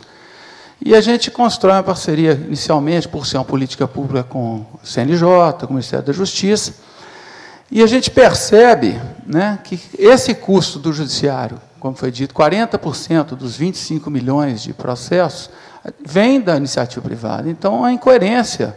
Desejar um Estado mais eficaz, mais leve, mais barato, para reduzir carga tributária, e, ao mesmo tempo, entupir o Estado de centenas de causas, né, que sequer precisariam existir.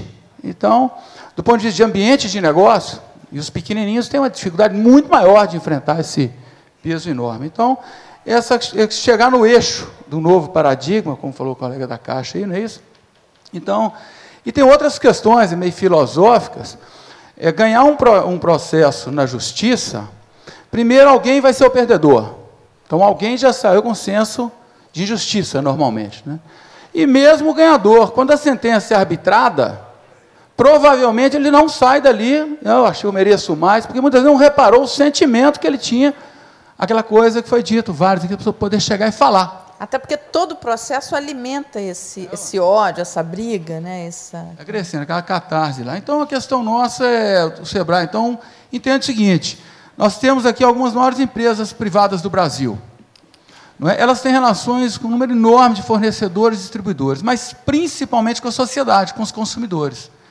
Então, não tem vitrine maior, não tem um ator de marketing dessa mudança cultural e operacional real do que as grandes empresas praticarem isso.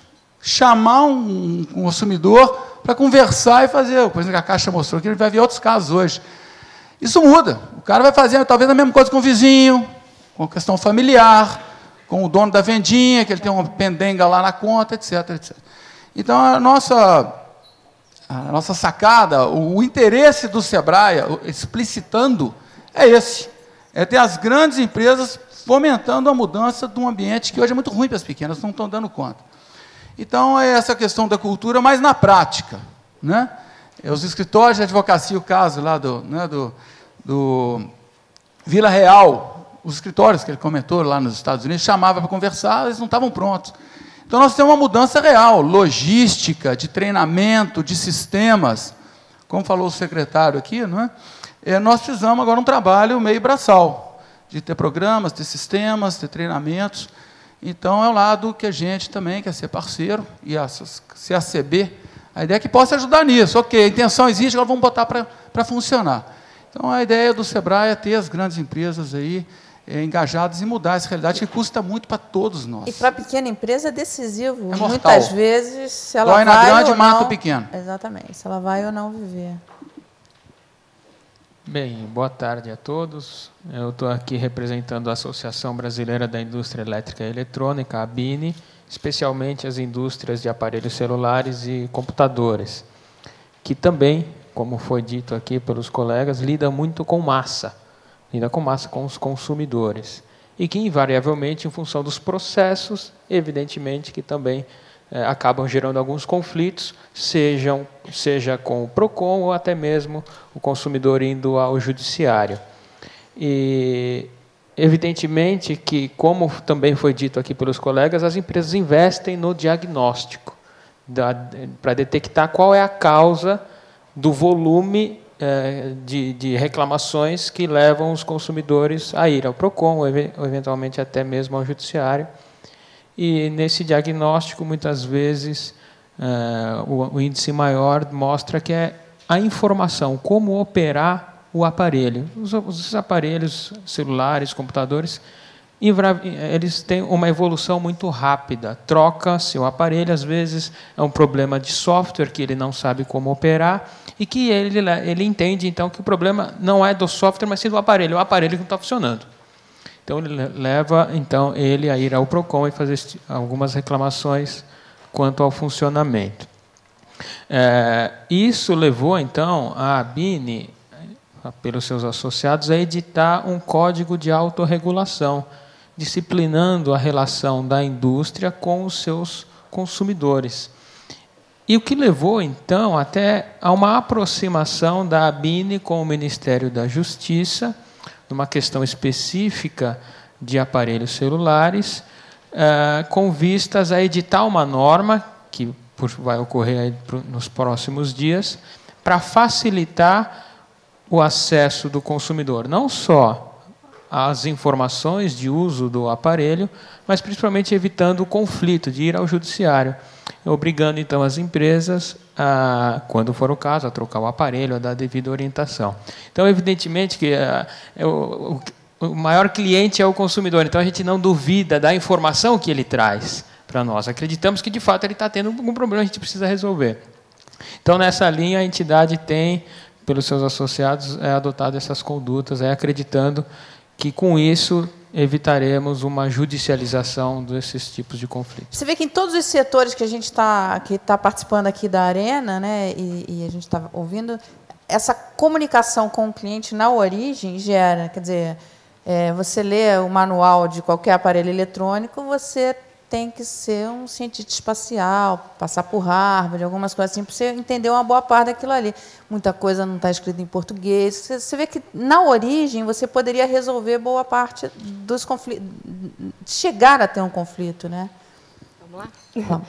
Eu sou Monique, sou responsável pelo saque do Santander. E, pegando o seu ponto em relação à dívida, Mara, com certeza, todo cliente que procura a gente, ele quer pagar. O que não procura é a gente que procura. Então, com certeza, esse cliente tem que ser muito bem acolhido. Mas o que acontece ultimamente é que os bancos, dependendo do prazo, se ele já provisionou, aí ele nem quer mais, porque ele já vendeu. Exato. Aí ele não quer atender o cara. Tem esse tema da cessão de dívida, com certeza. Mas pensando ainda naquele cliente que não há uma cessão de dívida, ainda que ele está procurando o banco, e muitas vezes ele não tem condições de pagar na forma como o banco está olhando, a primeira coisa hoje que todos os bancos, não estou falando só do Santander, ele quer pagar. E o banco quer receber. Isso tem que ser fundamental no entendimento, porque muitas vezes os bancos ficam nessa relação de que não quer receber. Não é verdade, o mais que a gente quer é receber. Muitas vezes a gente tem que chegar numa conciliação. Mas acho que tudo que a gente está falando aqui, mais do que conciliação, é o diálogo. E como bem o Gustavo da Febraban colocou, a gente precisa trazer esse cliente para dentro do banco. A gente só tem problema? A gente tem problema. mas a gente também tem condições de dar muita solução, sem que precise procurar as autarquias, sem que precise chegar no PROCON, muito menos na Justiça. Como ele falou, tem casos na Justiça, muitas vezes, de R$100. Isso não vale a pena para ninguém, nem para a sociedade, nem para o banco, nem muito menos para o consumidor. E uma coisa que a gente sempre diz como banco é que, muitas vezes, acontece, sim, né, de um cliente ir buscar uma outra instância sem ter passado. Acontece dentro da instituição financeira. E agora a gente vê situações que a gente precisa resgatar esse cliente. Então, devolver esse cliente para a gente. Porque o PROCON, a doutora Juliana, da Senacom, sempre fala, o PROCON está atendendo o nosso cliente? Então, como devolver esse cliente para a gente? É responsabilidade nossa. Mas em no atender. caso das dívidas é interessante. Eu recebo muito e-mail diariamente sobre isso. Os bancos, e aí os bancos, não é o Santander, os bancos, eles não dizem, eles não mandam a informação nem de o que o cara está devendo. Eu aposto com você aqui, ele não manda essa informação, porque ele tem medo da justiça. Então, ele não manda, ele só manda o valor quando manda ali, mas e é justo, a pessoa fala, eu quero saber o que eu estou pagando, porque a minha dívida era 10, virou 100, eu quero saber o que está pagando. É justo isso. Os bancos não mandam isso. Não, assim, com certeza tem a dificuldade na informação, isso não tenho dúvida. Mas, ao procurar o banco, é responsabilidade do banco pagar, porque se ele não tiver, ele vai procurar no PROCON, e a gente vai ter que apresentar no PROCON, vai ter que apresentar no Justiça. E é o que está acontecendo. E a gente tem que trazer para dentro. Mas, para você ter uma ideia, no meu saque hoje, eu tenho mais de 1000 ligações por mês sobre isso. E todas são resolvidas com o cliente. É claro que um cliente que quer transformar um crédito pessoal em um crédito imobiliário de 30 anos, eu não vou conseguir atender esse cliente. Essa operação é impossível. Mas, com certeza, a gente tem condições de atender. E o que eu acho que a gente está falando aqui de diálogo, é importantíssimo que a gente tenha condições... Você falou do muro, do que o jurista de dentro do banco faz hoje. De fato mas a gente, talvez, nessa mesa de diálogo, a gente tenha que entender como melhorar a relação dos contratos hoje no Brasil. Não digo só do Brasil, digo da América Latina como um todo. É uma característica do latino. A gente tem que colocar tudo no contrato, porque é uma forma da gente também ter aquilo no contrato, aí você fica lá com 15 páginas. A gente já evoluiu muito, mas quando a gente vê na defesa o que é exigido, e tem que estar tudo muito bem escrito, eu dou o exemplo da Apple. A Apple nem manual tem. Como chegar nessa excelência? Não estou nem fazendo apologia à Apple, mas me surpreende como que um produto que, teoricamente, é novo e complexo, consegue não ter manual. E hoje a gente tem que ter tantas páginas de contrato. Então, isso dificulta também as relações. Por quê? A comunicação não está clara, não está transparente. Então, acho que é um tema aqui que eu colocaria, como melhorar essa relação contratual com o consumidor brasileiro. Tanto das empresas, que é super interesse das empresas, mas para o próprio consumidor, que a informação esteja mais clara para evitar o conflito aí. É verdade. Informação mais clara é um caminho, hein? Olá, pessoal. Eu não pude me conter a participar da mesa. Que bom. Porque eu sou tanto comerciante como conciliador mediador. Está aqui o doutor Ricardo, aqui, que é o meu chefe aqui. Eu sou franqueado da Casa do Pão de Queijo. Desde 90, sou um comerciante antigo. Sou um dos primeiros franqueados da Casa do Pão de Queijo. E há uns 3 anos atrás, eu fui fazer um curso com o pessoal da Argentina sobre mediação. E nesse processo aí eu peguei todo mundo diz a doença o vírus da mediação, você pega esse amor pela mediação, e eu comecei a galgar nessa uma nova vida para mim, porque você começa a conhecer a mediação, você muda como pessoa. Porque todas as tuas relações, elas mudam completamente. Você leva o conceito. Você leva o conceito para a sua vida, né? E eu tive a oportunidade, hoje eu tem um lugar chamado Sejusc, que o doutor Ricardo, aqui na Barra Funda, que muita gente não conhece, é um centro judiciário de soluções de conflitos. Lá, o que a gente faz? Conciliação e mediação. E, no caso, eu quis dar o meu depoimento aqui, porque é o seguinte, eu sou conciliador e mediador desde o início de 2011, eu trabalho lá, é um trabalho voluntário ainda, acredito que deve ser profissionalizado, porque lá a gente é exigido como se fosse numa empresa mesmo, porque o nosso trabalho é, como eu digo, eu consigo utilizar tudo da minha vida nesse trabalho, porque você tem que ser psicólogo, como ela mesma falou, você tem que saber um pouco da área jurídica. E eu, como sou administrador, eu sempre digo que eu tenho uma vantagem sobre os advogados. Eu não tenho essa educação contra o outro. Então, um empresário ele tem que fazer as pessoas trabalharem por um objetivo comum. Então, lá eu consigo facilmente trabalhar como conciliador, porque a minha essência é pegar os meus colaboradores para ter um sucesso empresarial. E como eu tenho lojas também num lugar que é, vamos dizer, uma classe C, eu não tenho lojas em shopping, as minhas lojas são de rua, na Lapa, em Osasco, e lá no Sejusc a gente atende muita gente simples, né? Não vem nenhum executivo, só que com esse... O que acontece? Eu tenho depoimentos muito vivos para falar para vocês sobre essa questão dos bancos. Eu faço tanto família como civil, lá a gente não tem... e eu tenho vários casos interessantes. O mais interessante e bizarro, que é essa coisa do banco, é o seguinte: eu atendo pessoas lá que, por exemplo, têm problemas de saúde, e eles sabem que não vão conseguir pagar aquela prestação que vai vencer. A pessoa quer pagar, como você disse. E aí vem um preposto, que isso também é outra coisa absurda. Pega um cara, parece que na rua lá, tem lá no Sejusc uma ação, vai lá, aí põe lá um contratinho lá, põe lá, vai lá de preposto lá. O cara não sabe nem onde ele está, ele chegou lá, não sabe nada. Aí a gente começa a discutir lá o caso, que é exatamente isso que eu acho que tem que mostrar para as empresas. Que não adianta também mostrar sorriso.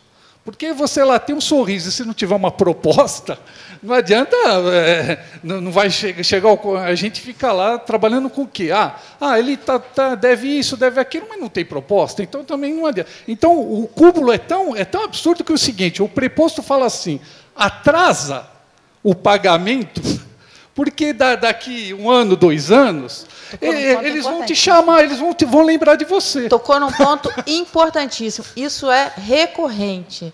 Várias pessoas que não sabem que não vão conseguir pagar o cartão de crédito, ou não conseguem, e liga lá para o atendimento da operadora, e se está em dia, não tem conversa. Quer dizer, a pessoa não pode se programar. Se chegou na instância lá do Sejusc, tem que negativar. Tem que ver a multa, os juros, para aí você começar a negociar. Ele não pode agir preventivamente. Muito bem colocado. Por isso que eu digo, isso é a grande questão. Se o cara já chegou no Sejusc, já é uma instância que o cara já tentou falar com o gerente, já deve ter ligado umas 1000 vezes lá. E a dívida ainda não venceu, hein? Ele está antecipando o problema. Isso que é um absurdo, né? É um absurdo. Então, eu acho que seria importante... Muito bem colocado. Tá, você quer? Deixa eu só colocar um ponto em relação a isso.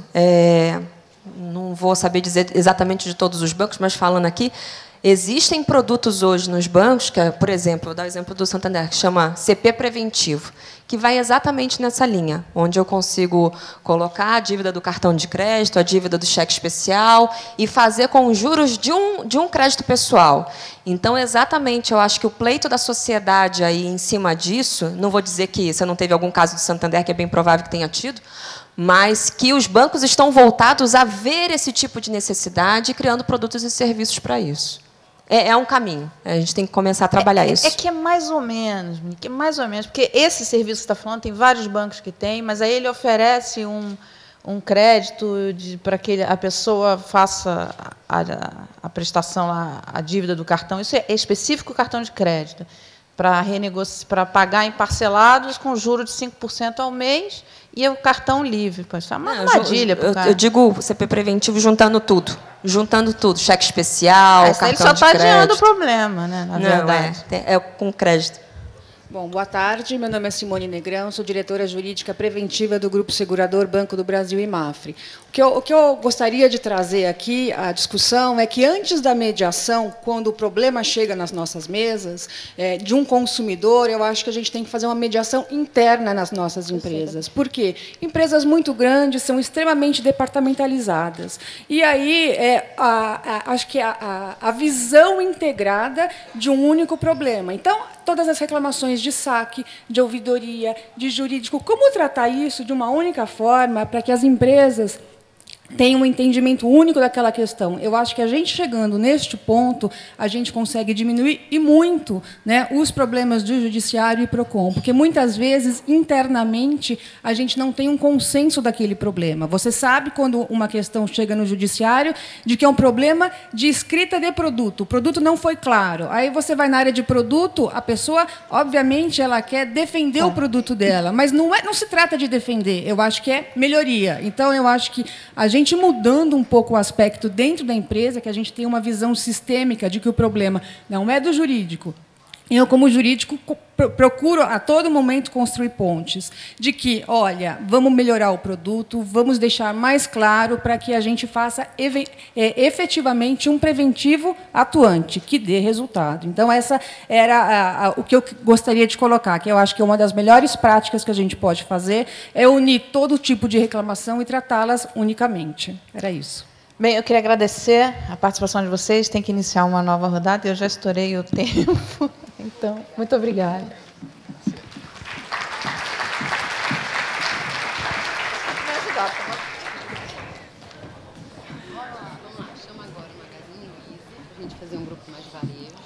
Luiz Leporini, do Magazine Luiza. Cadê você, Luiz? Cadê ele? Foi embora.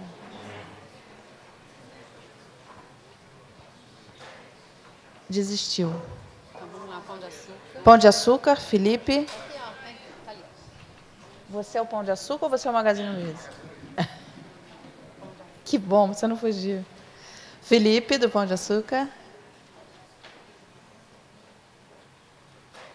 Esse aqui é o DPVAT? Não. Marcelo. Rovali? Dovali.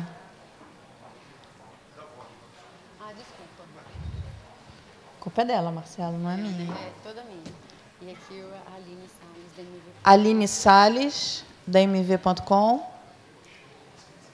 Então, o Pão de Açúcar não está mesmo. Pão de Açúcar não está aqui? Não? Alguém do Pão de Açúcar? Alguém da concorrência? Não? Então, chama a Motorola. O William, da Motorola.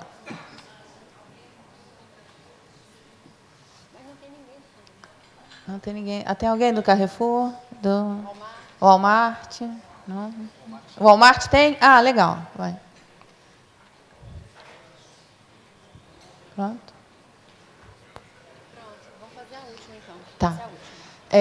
Alguém da plateia que queira participar? Ah, que legal. Sky, tem alguém da Sky aqui? Ninguém da Sky está escondido. Debaixo da mesa tem alguém? Motorola? Não. Walmart. Motorola não está aqui? Não. Sky. Eu vou contar um segredo para vocês. Lá no Jornal da Globo, a gente tem, na coluna, né, tem um tempo para falar. E quando eu ultrapasso o tempo, e a Cristiane Pelage ela me dá um chute assim, debaixo da mesa. Vocês vão notar que, de vez em quando, eu paro. Termino ali o assunto rapidamente. Foi que eu levei um chute dela, porque estourei o tempo. Aqui eu tenho a Márcia, que é o que ela está fazendo. Ela vai fazer um papel da Cristiane. Então, isso tudo para dizer que a gente tem um tempo. Eu queria que a gente tentasse passar a mensagem, assim, mas porque ela está aqui, ó, do meu lado, que eu já estourei o tempo. Enfim, eu vejo aqui que a gente falou de coisas bem pontuais que podem resolver. Ouvindo falar assim, parece tão fácil resolver, né? Melhora os contratos, melhora a informação, melhora a propaganda que você faz do produto, todo mundo de acordo. E por que isso não acontece, né? Por que a gente ainda não está todo mundo querendo a mesma coisa, enfim? Por que isso ainda não? Por que a cultura da briga ainda persiste? Vou começar com você. Bom, meu nome é Luiz, eu sou responsável pelo jurídico do Magazine Luiza. E algo interessante no varejo é que a maioria do varejo hoje, o meu vendedor ele recebe por comissão. Então, ele tem um interesse enorme na venda, mas não tem aquele interesse na solução do conflito, na solução do problema. Quando o cliente vai procurar a filial por algum tipo de problema, ele não vai tirar nada de vantagem daquilo, a não ser cativar e manter esse cliente. Então, o que nós ouvimos aqui de alguns palestrantes foi desenvolver na empresa essa cultura de mediação, de solução de conflito, e passar isso não só para as lideranças, mas para todo mundo que está na cadeia, desde o gerente até o vendedor que recebe aquele cliente, que é o meu primeiro contato. Muitas vezes, o meu cliente que vai reclamar de um problema, ele não vai no gerente direto, ele vai na pessoa que o atendeu. E se essa pessoa não estiver preparada para solucionar o problema dele, não vai adiantar nada. Ninguém quer ir no PROCON, ninguém quer ir no juizado. PROCON é difícil, PROCON não é perto. Tem que ir lá, pegar fila, pegar senha, contar a história inteirinha. No juizado, muito pior. Você fica 3 meses, 4 meses, 5 meses para designar uma audiência. Então, ninguém vai porque quer. Se tiver a possibilidade de resolver o conflito dentro da tua loja, é muito mais fácil. Então, um trabalho que a empresa está fazendo, já até coordenado pela própria Luiza Helena, que ela é apaixonada pelo cliente, é um comitê de clientes, e nesse comitê de clientes, todas as áreas da empresa estão desenvolvidas e procurando soluções, né, para atender o cliente, desde aquele cliente que reclamou de um produto que foi entregue errado, de um guarda-roupa que foi com um risquinho, até um problema de conta, valores, etc. Né? Então, acho que vale muito a conscientização da equipe inteira, não só de cargo de liderança. E na empresa, um ponto que é interessante, nós trabalhamos com um volume muito grande de venda, e mesmo assim, nós damos atenção não só para a árvore, mas para a folha. Isso não é piegas, isso é real. Ela recebe uma reclamação de um cliente de Presidente Prudente, que teve um atraso no produto de uma geladeira, ela recebe o e-mail e dá a tratativa desse e-mail. Mas é um caso. Nós entregamos milhares por dia, mas ela quer atender este cliente também. Então, essa conscientização acho que é uma parte muito importante, porque a visão do cliente e a preocupação do cliente da empresa ela tem que ser de cabo a rabo. Mara, eu acho que Marcelo Davoli, sou diretor jurídico do DPVAT, e o seguro tem uma exposição muito grande em todo o Brasil. A questão da comunicação da empresa com a sociedade, com o seu cliente, é fundamental para reduzir esse litígio. Então, se a empresa se comunica, expõe claramente e satisfaz a expectativa, não gera expectativa falsa no cliente e satisfaz a expectativa que ele tem, é um passo muito grande para a resolução desse conflito, já para estancar qualquer conflito que venha, porventura, existir. A questão da mediação depende de uma postura da empresa de querer solucionar rapidamente aquele conflito. Eu acho que hoje isso hoje em dia é fundamental para a empresa financeiramente. Quer dizer, o judiciário tem um custo muito alto, os órgãos reguladores têm um custo, uma sanção muito grande para a empresa. Então, é interessante para todas as empresas solucionarem rapidamente esse conflito. Mas há uma questão que dificulta um pouco a solução desse conflito, que é o fato do Poder Judiciário ser visto como aquele grande pai onde as pessoas vão resolver os conflitos. Elas se sentem mais seguras resolvendo o conflito dentro do Poder Judiciário. No DPVAT, para você ter uma ideia, nós fazemos comunicação dizendo, olha, existe o seguro, você tem direito a esse seguro, queremos que as pessoas conheçam, mas as pessoas buscam o judiciário ao invés de buscar uma seguradora para receber a indenização. Elas nem vão à seguradora, vão direto ao judiciário. Muitas vezes sabem que existe o seguro, mas não sabem exatamente, tem alguma dificuldade, são induzidas a uma questão importante, aí, subjacente, que há uma indução das pessoas a resolverem os seus problemas através do judiciário. E aí, quando as pessoas chegam ao judiciário, essas situações, a pessoa chega ao judiciário, a empresa tinha uma postura, até alguns anos atrás, de não, se a pessoa foi ao judiciário, existe um conflito, eu vou brigar. Quer dizer, e não, na cultura da briga, exatamente. Então, isso só se retroalimenta. Temos hoje uma postura de solucionar e tentar, antes da primeira audiência, assim que nós recebemos a informação de que existe aquela demanda, tentar solucionar com a pessoa esse problema. Identificar, ver se é legítimo aquele questionamento, aquele direito, quer dizer, nós tentamos não discutir valores, tentar discutir o direito da pessoa, se é legítimo ou não, e sendo legítimo, a empresa não tem que questionar, tem que pagar e pronto. Quer dizer, isso é interessante para a imagem da empresa, é fundamental para a imagem da empresa e traz ganhos até econômicos e financeiros para a empresa. Cria relacionamentos, claro. E você mantém, quer dizer, nós não temos esse problema comercial de manter, fidelizar o cliente, mas eu acho que você solucionando a demanda do cliente, não a questão financeira, mas a pretensão e deixando o cliente satisfeito, você traz aquele cliente para junto, você fideliza esse cliente e melhora mantém a sua imagem, ou melhora até muitas vezes a sua imagem. E uma questão muito que nos levou a ter programas de mediação é a questão da imagem da empresa junto ao judiciário, porque a empresa não negociando, não fazendo acordos, cria no judiciário a pior imagem possível, que vai aumentar potencialmente a condenação, que vai alimentar novas demandas. Quer dizer, então é um ciclo vicioso esse que enfim, a mediação interrompe e resolve muitos dos conflitos.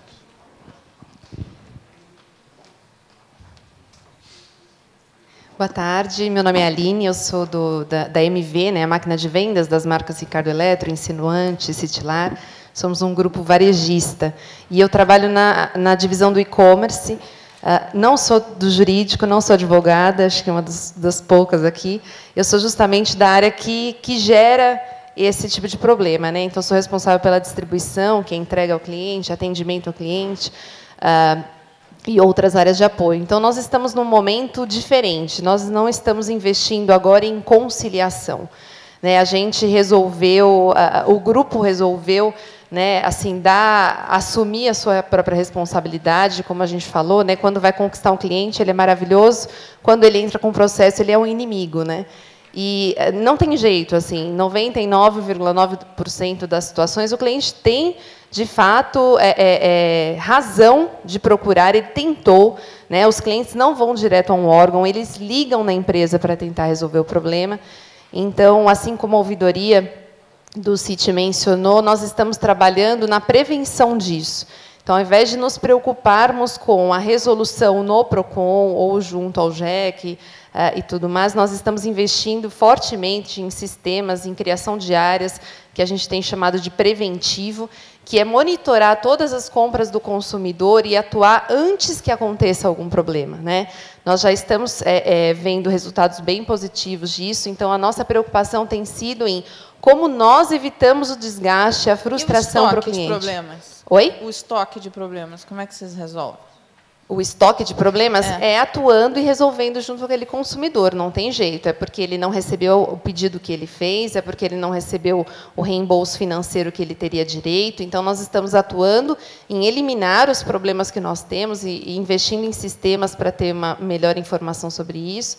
E atuando na prevenção dessas situações, né? Porque a gente gasta muito, então, quando a gente foi conversar, a gente gasta X R$1.000, X milhões de reais com os processos, com os PROCONs. Mas por que a gente não inverte essa curva? Talvez no primeiro ano a gente vai aumentar o volume de investimentos, somando esses custos e somando os investimentos, mas eu tenho certeza que a partir do segundo ano os custos com PROCONs e JECs vão reduzir e eu vou colher os frutos desse investimento que a gente está fazendo para evitar esses problemas com o consumidor, que, de fato, tem o consumidor mal intencionado, tem Rio de Janeiro, é uma praça que costuma concentrar, às vezes, até quadrilhas que compram sim e ficam esperando o problema para conseguir uma atuação forte, né? Mas se nós trabalharmos e não gerarmos o problema, eles não terão nem motivos para nos processar. Então, a nossa atuação tem sido na busca preventiva, os problemas estão dentro de casa. Olha que interessante, você consegue identificar, é fácil de identificar o oportunista. Então, se você sabe que tem, sabe que é no Rio, você consegue identificar, você sabe quem é o oportunista, você conhece seu cliente, né?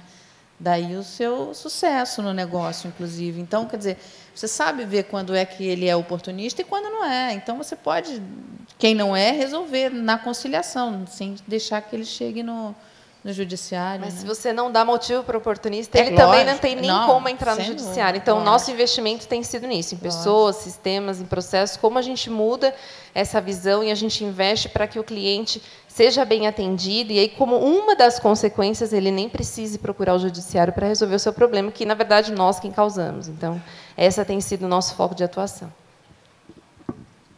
Olá, boa tarde a todos. Eu sou Fabiano Almarte, jurídico, e eu vou fazer uma cola do que vocês acabaram de dizer aqui, e até pela primeira palestra que nós tivemos, eu achei bastante interessante, porque pela primeira vez eu vi um americano falando sobre imagem e identidade de empresa. Como todos sabem, o Walmart é uma empresa americana, e vocês estavam dizendo sobre dificuldade em conciliar, em mostrar para a empresa as vantagens econômicas disso. Eu vou te dizer que o meu maior desafio no Walmart, há um ano atrás, quando eu fui contratado, foi explicar para os americanos que eu estava sendo contratado e criando uma nova área dentro do departamento jurídico que não existe em nenhum jurídico mundial do Walmart, única e exclusivamente para tratar desta demanda. E eles me fizeram a seguinte pergunta: você pode me garantir que isso não vai ser um tiro no pé? Fazer acordos? A empresa tinha a mentalidade de que, se eu fosse conciliar, eu iria estimular novos processos.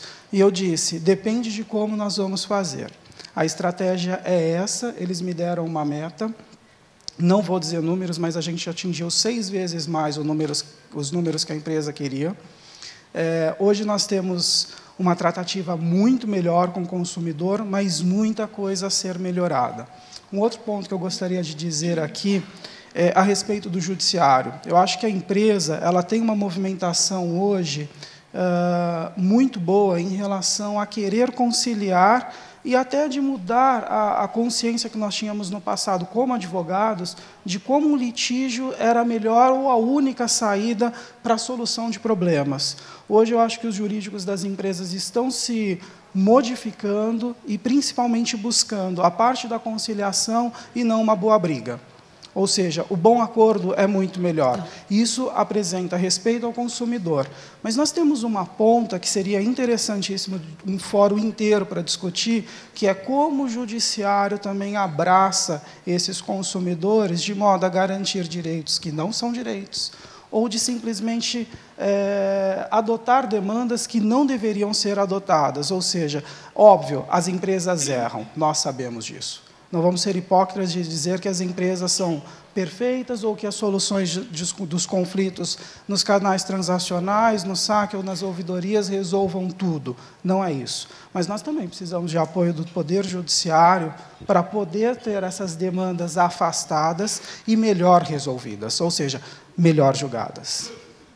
Esse ponto que você falou só reforça a importância de não chegar, resolver antes de chegar no judiciário. A gente vai precisar terminar, então eu preciso que vocês falem rapidamente. Por azar dele, eu sou juiz de direito, coordenador do Centro Judiciário de Solução de Conflitos e Cidadania da capital, membro do Núcleo de Conciliação do Tribunal de Justiça do Estado de São Paulo, e já me guardo o direito, desde logo, de fazer a minha contestação. Não que o nosso objetivo aqui seja o confronto, né? Mas, basicamente, o Centro de Conciliação e o Núcleo ele foi criado justamente por iniciativa do Conselho Nacional de Justiça para fins de nós estabelecermos políticas de eliminação de conflitos, seja preventivamente através de um trabalho pré-processual, seja posteriormente no sentido de eliminação de conflitos já propostos. O que a gente tem que ter em mente aqui, em primeiro lugar, que hoje nós vivemos numa sociedade de massas. E a sociedade de massas tem como uma das características principais no âmbito do direito a geração de direitos subjetivos massivos. Eu lanço um produto no mercado que, uma vez mal concebido, ele vai criar inúmeros litígios, inúmeros problemas, do qual, evidentemente, o judiciário não participou, mas que depende, sim, da manifestação do judiciário para a solução. O que acontece? A sociedade de massas gera múltiplos conflitos através de uma única decisão empresarial de uma grande empresa, por exemplo, mas o método de trabalho do judiciário é o método de trabalho do século XIX. Nós solucionamos os casos caso a caso. Nós vamos solucionar os conflitos analisando-se caso a caso. Então, o dilema do judiciário é esse. Hoje, o judiciário moderno se defronta com essa situação do litígio de massa. Temos hoje 21 milhões de processos em andamento no Estado de São Paulo, somente na Justiça Estadual. E nós não temos instrumentos legais para fazer frente a essa demanda. Hoje, aqui me falaram 25 milhões de processos distribuídos por ano. Isso não vai acabar nunca. Por isso, a importância dessa mudança de mentalidade que está sendo pregada aqui. O Centro de Conciliação, na realidade, ele é o braço executor da política pública de eliminação de conflitos. Então, nós, na realidade, é quase um trabalho braçal, justamente por ser executor, nós fazemos grandes atividades no sentido de tentar divulgar uma política pública para as empresas, desenvolvimento de parcerias, para a gente conseguir evitar que litígios sejam propostos perante o judiciário. Fizemos uma parceria, vou citar muito rapidamente, 2 casos muito interessantes, um na área pré-processual e outro, já que o Dr. Dávoli está aqui presente, da área processual. Na área pré-processual, nós fazemos um trabalho, por exemplo, com a CDHU, que é a Companhia de Habitação Popular, aqui do Estado de São Paulo. Então, o que eles fazem? Antes, eles entravam com pedido de rescisão contratual acumulado com pedido de reintegração de posse, para fins de compromissos de compra e venda. O sujeito não adimpliu justamente o financiamento dele, então a saída jurídica que existe era pedir o desfazimento do contrato e a reintegração de posse. O que nós fizemos? Nós chamamos a CDHU para fazer um trabalho preventivo. Antes de você entrar com essa ação, chame essa pessoa para a conciliação. Eles fazem 2 eventos de por volta de 300 a 400 sessões de conciliação por mês. E, nesse meio tempo, o nosso balanço no ano passado foi de mais de 5 mil contratos que foram recuperados para a CDHU. E isso é uma política excelente, por quê? Porque a CDHU passa a receber contratos mortos que não oferiam renda para ela.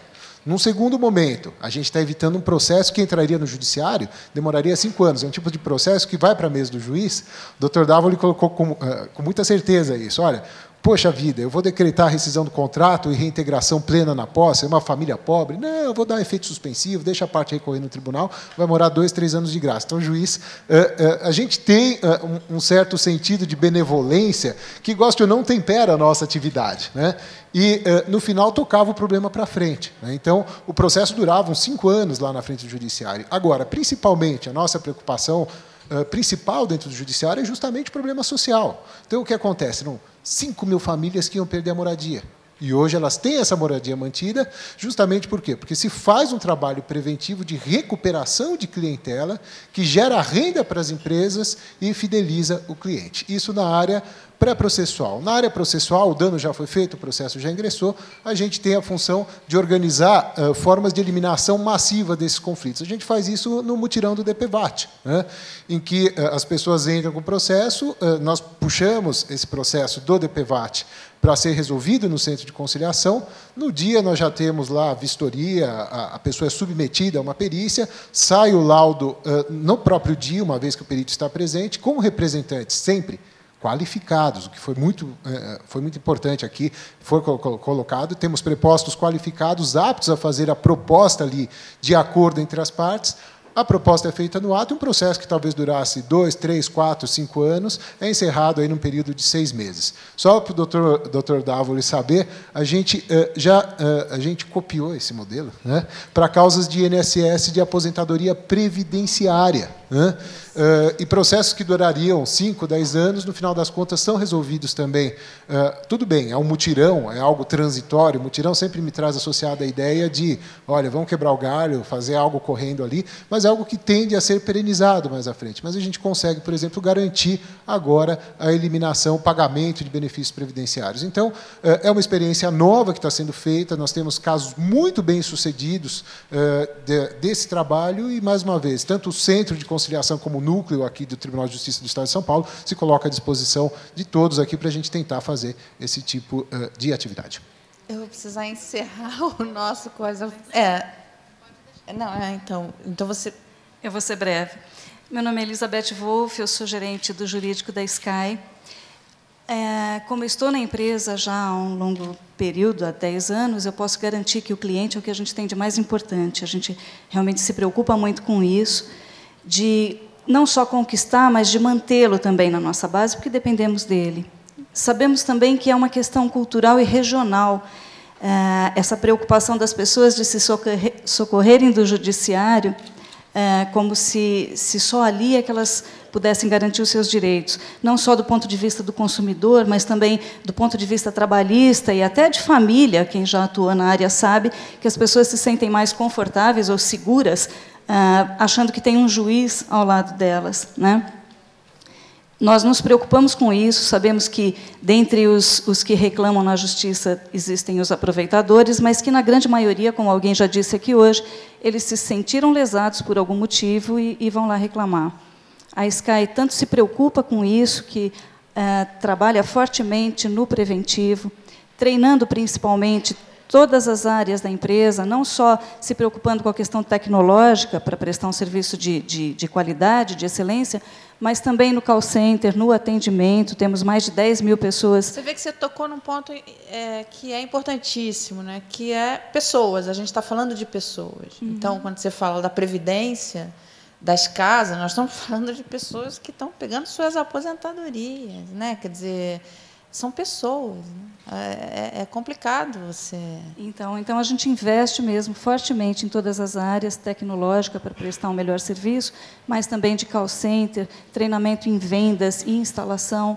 E, recentemente, a Sky, o nosso diretor hoje vai falar sobre isso mais tarde, desenvolveu o projeto do Totem de conciliação, que é uma forma de tentar ir modificando esse entendimento das pessoas de que só no judiciário é que vão poder resolver, quando, na verdade, é uma obrigação de nós, prestadores de serviço, resolvermos o problema dos nossos consumidores antes de chegar no judiciário, que já está bem sobrecarregado. Os números que nós vemos aqui são impressionantes.